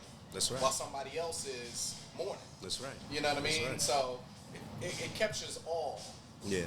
And races, all people, all sense of what you're going through in life and stuff like that. And that's the other part too. It's our location. We, you know, I think Maryland is potential to be one of the most powerful states in the country, as far as us, right? And we're in the capital of it. You know, all the legislators, everybody, they come smoke with us. We talk like men and women. We don't talk like, oh, it's the politician. Like we could talk to them in a real way. Like, listen, bro, you ain't raised like that. I know what your party is. In an unfiltered way. You see what I'm saying? Right. You're not raised like that. Keep it, you know, keep it real. Barbershop talk. That's right. Barbershop talk for people who don't get to have barbershop talk. Somebody always wants something from them. You know, even like the governor. The governor is like everywhere right now. All Shout out over. to our governor. Yeah. Westmore, yes sir. Yep. His locker right behind you, right? Yep. Yeah, his locker right behind you. As a matter of fact, he was talking about coming today. But just the fact that, you know, we worry about him. You know what I mean? It's the homie. It's not the governor, right? So he got to have a place to not everybody asking you, what about that bill? Right. Well, I don't believe you. None of that. You know, it's like everybody, people who own most of the businesses, they want to come somewhere and nobody talking about I need a $50,000 loan. How can I don't want to talk about no bill. None of that. You know, we want to talk about nothing at all, right? We want to talk about nothing that have to do with what you're doing in your life. Right, so I mean that's just one thing, you know, but it's a bunch of different styles. It's just our style. Yeah. You know, we don't. Every now and then somebody might slip a selfie into their favorite businessman that come in, and they'll be like, oh shoot, that's such and such. You know, and they'll be okay with it. We gotta make sure they're okay with it. But that's the part. We're in an area where it's very diverse. It's an ugly history for the city. It's an ugly history, and we're in the middle of like racial repair, if you will, right? Where black people and white people would not deal with each other, right? That's how it is, So we don't care about none of that, right? When we smoke that cigar, that's what we doing, you know? Look, I was telling Brother Earl here, you know, we pull up and this is his first time into Annapolis, like to really be here. And coming down from Jersey. And I said, you're in the mix of everything, because imagine, you're rolling in right now to an area waterfront-wise where we were brought in. Yeah. Absolutely. Yeah, it's right there. And you'll pull up to an area where you'll also see an Alex Haley statue. Yeah. Look at that full circle. Yeah, that's exactly. We can spend time talking about all the things that were done in the past. Yeah. Or we can also, while we acknowledge that, talk about what we're going to do in the future. Yeah, that's right. You know, it's all in one place. That's right. They gave us all of that for years. No, they're not gonna let y'all do business down there. You crazy? No black people doing business down there. They just not gonna let you do it. And I'm a country boy. I never heard of that. No, can't let who? Right? I think we free. Right. So I don't know what you talk about. But when we got here, we just came ready to do business, and all of the people that they said were gonna try to stop us gave us so much love and bar lockers and, you know, gave us embracement because they celebrate that culture. You know, Right. most of the people are like Greek, they got a culture. Italians, they got a culture. The Irish, they got a culture. When we start breaking down actual black and white, what that is not just a broad thing. It's all the different things. We are a whole bunch of different things. They're a whole bunch of different things. Yep. And everybody love culture. They like the culture that they come from. We like the culture that we come from. We share. And let's just talk about it. Let's talk about it. Like what they told us, they was like what they said, we love black culture, right? But we never feel comfortable. We never feel comfortable coming into their places. And I said, what? Because I just can't think of that because it's a different time, right? I mean, it's the past. I'm sure all of us have done something to somebody and hope they, One of the biggest things out there, one of the biggest things out there that we always look over is the art of communication. Networking, just talking, saying hi, opening up that, whatever it is. Yeah. And that's what I feel also happens within a cigar lounge. That's right. When you can sit there and just, you say hi to that one person, you don't know that one person is connected to so many other things. Yeah, that's right. And it's going to connect back to you. Yeah. But it starts off with that simple, hey, what you smoking on? That's right. That's Oh, right. yeah, okay. And that conversation opens up. By the time you're leaving out, you got a car, you got a connection, you got something that's going on. That's right. So it's a lot deeper than just the stick that I have in my hand. Yeah, now don't get me wrong. In the building of the brand in the early stages, we do have to throw people out and stuff like that, right? Because we gotta set, we gotta set our line in the sand. And you worry about people saying, "Do you know who I am?" Because everybody's somebody. But we don't worry about it, but we know that that's coming, and we got to be prepared. So we cross our T's, dot our I's on every piece, so we don't have to worry about that. Some people, I've thrown them out, and they come back a week later and respect what happened and buy a membership. It's just we got to set. Right. We got to set how we do it. Real quick, I got to throw out another shameless plug. We're talking about black businesses here in Annapolis. Shout out to Exit Community Realty, my brokerage ran by Mr. George Bryan himself. We also have an office right here in Annapolis. There are some announcements coming soon also on that end. Tune into the podcast. But we definitely appreciate you, brother, because this is my first time meeting you. First time being at the establishment, and I felt as soon as we came in. Yeah. The place ain't even really open at the time we coming in, just setting up, and I was like, man, we ready to go. It's ready to. I walked in, he had a smile when I walked in. I told my husband he had a smile from the jump. He was at there, and I saw the fit. Oh, so, it's different. Like, we diminished some spots. And he's sitting that day, he was working on what's going on. I was like, okay, we where we supposed to be right now, because it's a different feel. We got to set a tone. We got to set a tone. Speaking of tone, because he mentioned it as well, and I guess you're the best person to ask. And this is your perfect, this is your opinion, your pick. Right. What is in your opinion, the best spirit cigar combination? Ooh, good question.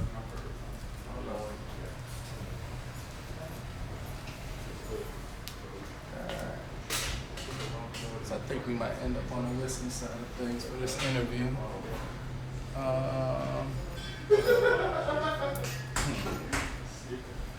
Do something a little different.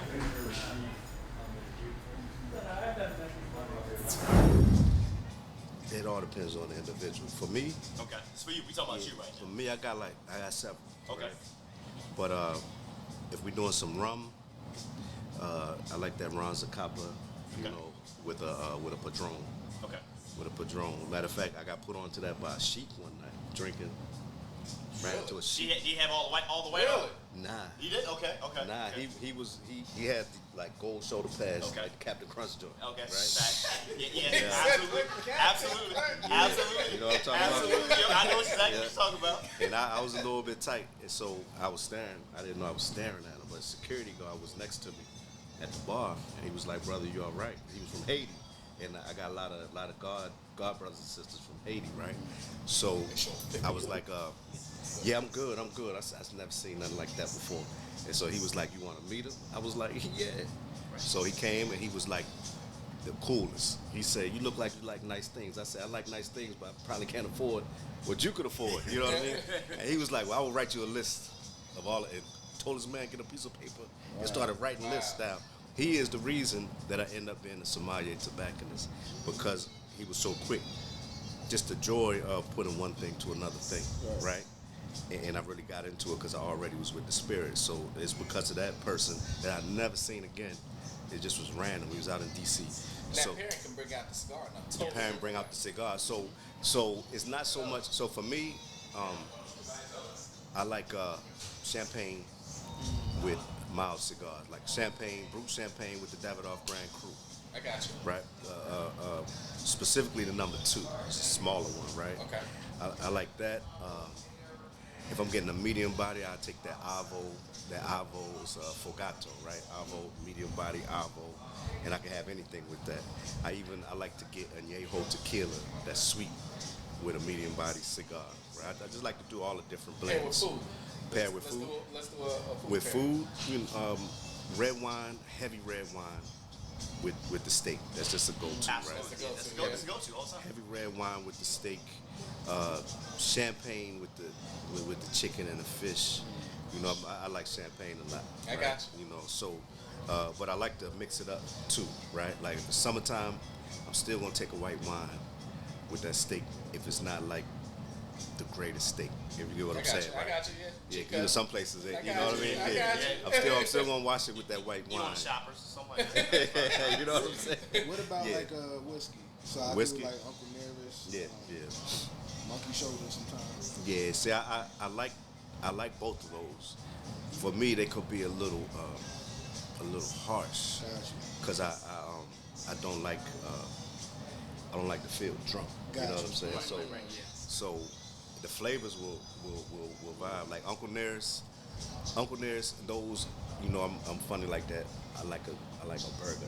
Gotcha. You know what I mean? Let's stay where we're at. You got Basil Hayden in the house. Basil Hayden. So- Which one? Which Basil Hayden you got? You got the toast. I'm not familiar with that one. Oh, okay. What's okay. the flavors? What you get? It's like it's an oaky. Yeah, taste. Okay. that's Okay. the toast from it. Okay. Yeah. Okay. Not really sweet. Yeah. Not really sweet. It's really light. It's not heavy. Yeah. Right. I've had different ones where they have like, you ever had something that had like that syrupy taste to it? It feels kind of thick. Yeah. On it, it's really light. It's really Okay. thin. Okay. And so, you know, and actually it goes well with the Monte Cristo. I ain't gonna lie. Yeah, so in that case, for something like that, what I'll do is I'll eat my whole meal, and then when the dessert comes, I'm gonna get that with the dessert. You know, something like whatever it is, some kind of pie or something whatever you have. Cheesecake. Yeah, the cheesecake. You know, I'm gonna have it with the dessert at the end of the meal, so I can enjoy it. That's probably like most of the time. That's when we do it. Like we'll have the meal, everybody full, you feel good. Then you gonna have your drink and your smoke. So we're just gonna put it in them stages, right? You gonna eat your big meal, whether it's fish, chicken, whatever it is, and then I'm gonna finish it with that drink and that smoke, right? I'm gonna put that drink and smoke pairing together with what I just ate and just finish it off. And then, you know, we go home grinning, right? Hey, that's it. That's it. Absolutely. That's it. Is there because I know you're at Vitola 2-1, I can say Vitola 121 here in Annapolis, Maryland. Yeah. Is there something that you have either in the back of your mind or something right now that you like, this is my next move? Like, what's your next aspiration beyond Vitola 121? With all the experience and everything you had in this case. Within the cigar group company Yes. or outside? Just the experience. Just Just the experience. So we've been courted a little bit by a good friend of mine, Jay Quander, out in Alexandria. He owns 1799 Prime Steakhouse. I know that one. Yeah. Right. Yeah. So Great spot. right. So he's working on his second location in Bowie, in Woodmore. They broke ground. Yep. What more is a popping place? Right. That is So a popping place. he just thinks that our two businesses, the way we do business, is a perfect pairing. So Okay. we can move around like LVMH, right? Wherever it's the location, that's gonna be there, and Like we're that. gonna be there, right? So that's something we got in the works. We doing all our fundraising now to make sure we can get, you know, what the old guy called it, the cap raise. We on the cap got you. raise, right?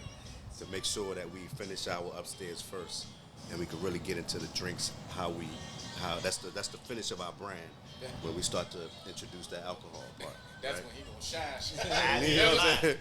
Yeah, He that's gonna why. spend the whole day with you. Yeah, that's why I don't rush the process because I know what it's going to be. I know what the work is going to be. Yeah. Right? They got a lot of questions out here in the city. They want to learn. They got a lot of money, and they don't mind spending it. as long as you teach them something, right? As long as you give them the details, you know, with the steak, they don't want to know what cut of the steak is. They want to know who's the farmer and you know what I'm saying? It's a different talk. Yeah, it's a different vibe. Like what's the farm that it came from? You know, they want that story. They want that story that the guy's name is, you know, Alex in such and such farms, and he raised the cows and his kids play with the cows. They want that whole story. Nothing to do with the steak. But that's how, you know, whatever the market, right? So yeah, but that's the aspiration. I mean, that's all. I'm focused on this right now because it's a luxury product. My goal is to sell luxury product around the world. So I have a coffee business. I get Ethiopian coffee straight from a farm. Sometimes they bring it in a suitcase. Talk about right? it. Yeah, but I mean, we're still building, right? Okay. So, and it's all the different blends. Like here, we do coffee.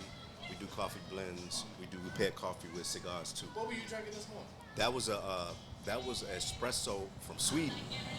I wanted to try that out to see how it could blend with that Ethiopian style. So Ethiopian, you know what I mean? See, it's different. Yeah. And see, we're jumping into so many industries, but it's the same love and attention. Same love. That's the part. focused on it. You know, I tell people all the time, I wasn't a huge coffee drinker until I got introduced to real Blue Mountain coffee out of Jamaica. Yeah. And when I say real Blue Mountain, not the stuff you can get out the stores. Right. There's a difference between going to Jamaica and having their fresh coffee and then what we process over here, just like liquor and different things like that. But yeah, that's a different take because I saw you this morning. I was like, that's not no regular Folgers. That's no, it's a different thing, right? That's not a quick Keurig. Yeah, and that's a couple people from Blue Mountain. I spoke with them before about a collaboration between Ethiopian and the history with Ethiopia and Jamaica, right? Yeah. So that collaboration, it's just got to be. My wife and my family's Jamaican. You see what I'm saying? That's right. So but the Jamaican got to have enough kick to balance out the Ethiopian that have no kick, right? Yeah. And I think a lot of people like coffee, but in America, we drink coffee for that energy, right? So I don't know how many people just want to drink coffee and don't get up. You know what I mean? Let's just be real. The coffee places that some people go to, it's more sugar than the coffee. That's right. You're going because nobody really. You got to be into it to enjoy those flavors, right? But if you're just trying to get some energy, that's the majority of the people. They want to wake up. Some people can't even get busy without their first cup of coffee, you know. Well, so, yeah. I love it. I know y'all getting busy and everything. Yeah. But hey, brother, definitely had to talk to you real quick. Appreciate you, man. Always, great Mr. Man, Farmer. great man. Let me slide out of here. Got a good one there, Z. You know it. We're going to wrap this up. Jump on in, Steve. Jump on in, Steve. We'll wrap this up, man. Yeah, I know you're getting to your time for an event that's coming up. Oh, yeah. So go ahead and plug that. Oh, well, I'm vending, not cigars today. I'm vending cigars Monday for a private pool party through Vitola and another colleague of mine and also in the cigar industry from rags to riches. And today I'm leaving here and I'm going to an event called Secret Garden. In Fort Washington, they asked me to vend cannabis. And one of our vendors here, the Leaf Suite, they're going to be side by side with me, and he's going to do the cigars. He's he's a black-owned cigar vendor, and we're not going to give him a pass, all black everything. I can't wait to sit down and talk to him about what he's trying to do about this new cigar line that he's coming out with. That's why I threw it out there. But no, that's what it's about, right? Because now I actually get to take him out the country with me, where he can really focus on the true essence of what he's about to do. I'm gonna do a cigar for my dad. He passed last year, called the Wellington, and everything is gonna be detailed. So when I go sit down at the factory, I'm picking out my wrappers, my binders, and my fillers based on the conversation that I'm gonna have with the manufacturer or what experience I want to bring in honor of my dad. Story to it? Well, that's my dad's name. Okay. That's my dad's name. That was we call him Bay, but his real name was Wellington Robinson. I didn't know if it went into like the beef Wellington or something. I was like, okay. Nah, wait a so minute. my dad was a professional singer, so yeah. For those of y'all who like doo-wop, good night, sweetheart. Yeah. Yeah. It's time to go. Do. That's my dad. Right. Okay. Yeah. So man, it's cool being able to pull up YouTube videos and just seeing him doing this thing. He was one of my biggest advocates, and I couldn't do no wrong in his eyes. You know what I'm saying? Continue that legacy. Yeah. He couldn't do no wrong in his eyes. He just always would call me, son, I'm so proud of you, right? He come chill with me at the real estate office out here, whatever. You name it, you got it. We're not going to glance over that. You're dealing with, one of our things for the podcast is Dads with Mics. Yeah. And all three of us have actually lost our pops. Okay. So we're in the same boat, and right. That void is never filled. Yeah. So let's, if you don't mind going there real quick. We can, because as he referenced earlier, when my dad passed, I had to go and get me some little pre-rolls. But it helped me overcome, man. That was a tough loss for me. You know, it was unexpected, but it was weird how it happened. COVID was the contributor to his transition, and but you know, when they called and told me he was brain dead, I had one prayer, and I said, I want to hear his voice again, because it's every morning. It was faithful, right? Yeah, man. Every morning, and we would talk. When they said he expired, this is actually a good story, not a bad. It's not meant to be sad. They said he expired, and they asked me, they said, should we pull the plug? And I told my mother and his wife at the time, I said, you know what? You've been with him longer than me, and it's your decision as well with my soul. Yeah. And my dad came out the coma, and this was during COVID, so we couldn't visit. Right. So they gave me an opportunity to do a visit. My dad was laughing, kicking, whatever. My wife and I flew out to Miami. How you doing? Jumped on the plane to Miami. I said, I'm gonna come back and see you when I get back. And that Monday, when we were returning, I got the call that he transitioned. But I had another opportunity to hear his voice, and for that, I'm happy. I'm telling you, through life's journey, it's definitely different. I know on my side, I remember sitting back, and my pops was going through so many different experimental treatments for cancer. Yeah. And I remember a conversation that we had at our house, and he looked right into my eyes, and he was like, I don't want to do this no more. Like all the jumping around. I said, Pops, you ain't got to do nothing for me. Yeah. Don't just stick around for me. I want you to, enjoy. You done everything and more. Right. And it's tough to have that conversation because we don't see on the outside as just humans how stubborn we are with life. We've had this conversation plenty of times. How stubborn we are with life. We'll look them right in their eyes and tell them to fight. Well, how you know they still want to do that? Yep. We want them to try everything that's out there. My dad was a comedian. We in the hospital, and I'm sitting down, and he cussing everybody out. I'm like, dude, you can't wake up the way you did. Everybody concerned about you. I'm ready to get the hell out of here. I want to go home. Yeah. And see, that's that business side, too, because I remember even when he was going through everything, I know there was like a CBD type of pill that he could have took. But insurance-wise, they wouldn't cover it. Right, they wouldn't cover it. You're talking about a person that fought for your country, came back during a time period that he wasn't recognized as a full man. He fought back in the Korean War, and coming back, and you hearing, oh yeah, this may make you feel better and ease the pain, but we can't cover those type of things. And that's why I say it's gone a full circle through the conversation that we're having right now as a legalized business and doing certain things for the community. So, it hits me to my heart.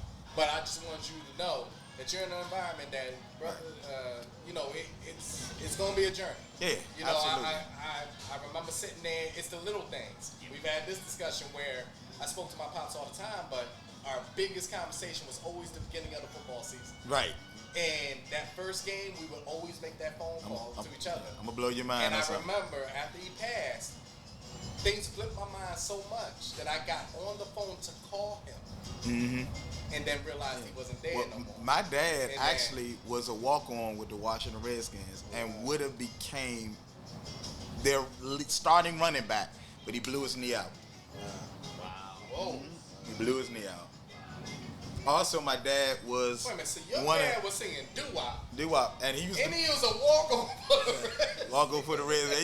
He had an interesting history, right? And other thing that blew my mind was, because I didn't know my dad in my young days. That's on the next podcast, right? Because all of that is funny. To be continued. But he also used to manage Trouble Funk. If y'all into the DC go-go culture, Trouble Funk's one of their first managers in the go-go community, yeah. You know what? I know we're coming to an end, and I know you got to get somewhere, but I got to go here because you brought it up. Story into this real quick. Person from originally born in New York, raised in New Jersey, went down to school at the University of Maryland Eastern Shore. Nice. Okay, HBCU. I should go there. HBCUs. And we're down there. Both of us are down there. And I remember our freshman year, you got your first dance. So get on out there. Mind you, those of you that's not from the area, Maryland Eastern Shore HBCU, at that time, I will say easily about 70% of everyone that went there came from PG County or DC. Period. PG County or DC. So they come on out there, and the first dance, they drop go-go music. And I'm sitting there, as a New and Yorker. I've never heard go-go music in my life. As a New Yorker. And I'm seeing, my wife knows the story, so we're going to be unfiltered. I see these girls dropping it. And I was like, yo, what is this? And I'm seeing my boy out there dancing, doing this thing. And I remember the song. They come on out there and put your one leg up and put your booty on the floor. And I said, oh! What is going on? And then the next song they played, I knew the song, but I never heard it like this. The remix go-go wise of a song. And I was like, is this a remix? Like, what is going on? By the end of that dance, long story short, by the end of that dance, I sat back, I looked at my boy, I said, look, I never heard go-go before, but I'm going to know it now. I'm going to know it now. Hands down. And I bring that all the way around because we're in the DMV. You all run multiple businesses all throughout this area. But that go-go is more than music. It's a language, it's a vibe, it's a lifestyle. You hear the love that is put into just the musical side, the percussion side and everything of the music. How much does that play a part in the different things you do throughout the area? I can speak on that. I also have an entertainment company called Vision Quest Entertainment. I dub it now Vision Quest 2, 2.0. And I used to actually play in a go-go band for 30 years, Obsession Band. They still kicking to this day. I'm more of in the consultant role now. Okay. But I used to play piano, and I was the band director, direct choirs at my church, you name it, you got it. Played every genre of music. Never knew where my music talent came from until I met my dad in my younger days, beyond teenager days. I got you. And so for me, go-go has been everything. It's been my bloodline. I remember going to Florida one of my first trips, and they weren't into go-go at that point, and I was geeking. I was there for a whole week, and I was like, I gotta hear some go-go. I remember getting off the plane, and Go-Go Mickey had I don't know if you remember when Go-Go Mickey did the Congo album, just straight Congos. And I went right to my car. I was driving the Toyota Cressida at the time. Jumped off the plane, ran right to my car, popped that Go-Go Mickey CD in, and I sat there for about a half an hour. I was like, I need it back. Right? So go-go has been everything, man. I have a lot of great friends, all in various different platforms of business now. I know a lot of the older band cats from every band. I've been on the stage with all of them. I know what it's like to be on the stage with 30,000 people looking at me, and I just froze. And I'm the one got to start the song, right? And I'm like, 30,000 people, right? But it's been great, man. My friendships, I know I've been on the stage with Chuck Brown, Red Essence, Backyard, EU, all of the greats, right? It made me who I am today. Yeah, my DC DMV culture is really deeply rooted. Love it. Of course, man. We appreciate you, man. Of course, man, this is the Hot Seat Podcast, man. We're live on location from Vitola 121 out here in Annapolis, Maryland. And before we get out here, of course, this podcast would not be what it is if myself, Earl, Dave, and shout out to Eric as well, man, and we had taken our Xbox Live conversations like we have right now and turned it to a podcast over 3 years ago, almost 3 years ago now, man. So before we talk about, we're gamers at the end of the day, so, you guys can get with us, beyond this show as well, and find us on Xbox Live Chat. You can find me at Sinatra2X, playing a little bit of everything. We got the new Madden dropping, Madden 24, which looks even look a little better this year. Earl gonna buy it first time, y'all. You know we're gonna get it right there. You can find us there, man. You can find me on Street Fighter and all this other stuff, RPG games, golf. What we're doing, man. It's just a fun time. Storyteller, jump on there with me. You know I'm gaming on everything. Shout out to Steve because put me on the spot. We're gonna get on that golf course, man. we're gonna get on that golf course. Trust me, man. You don't want me out there.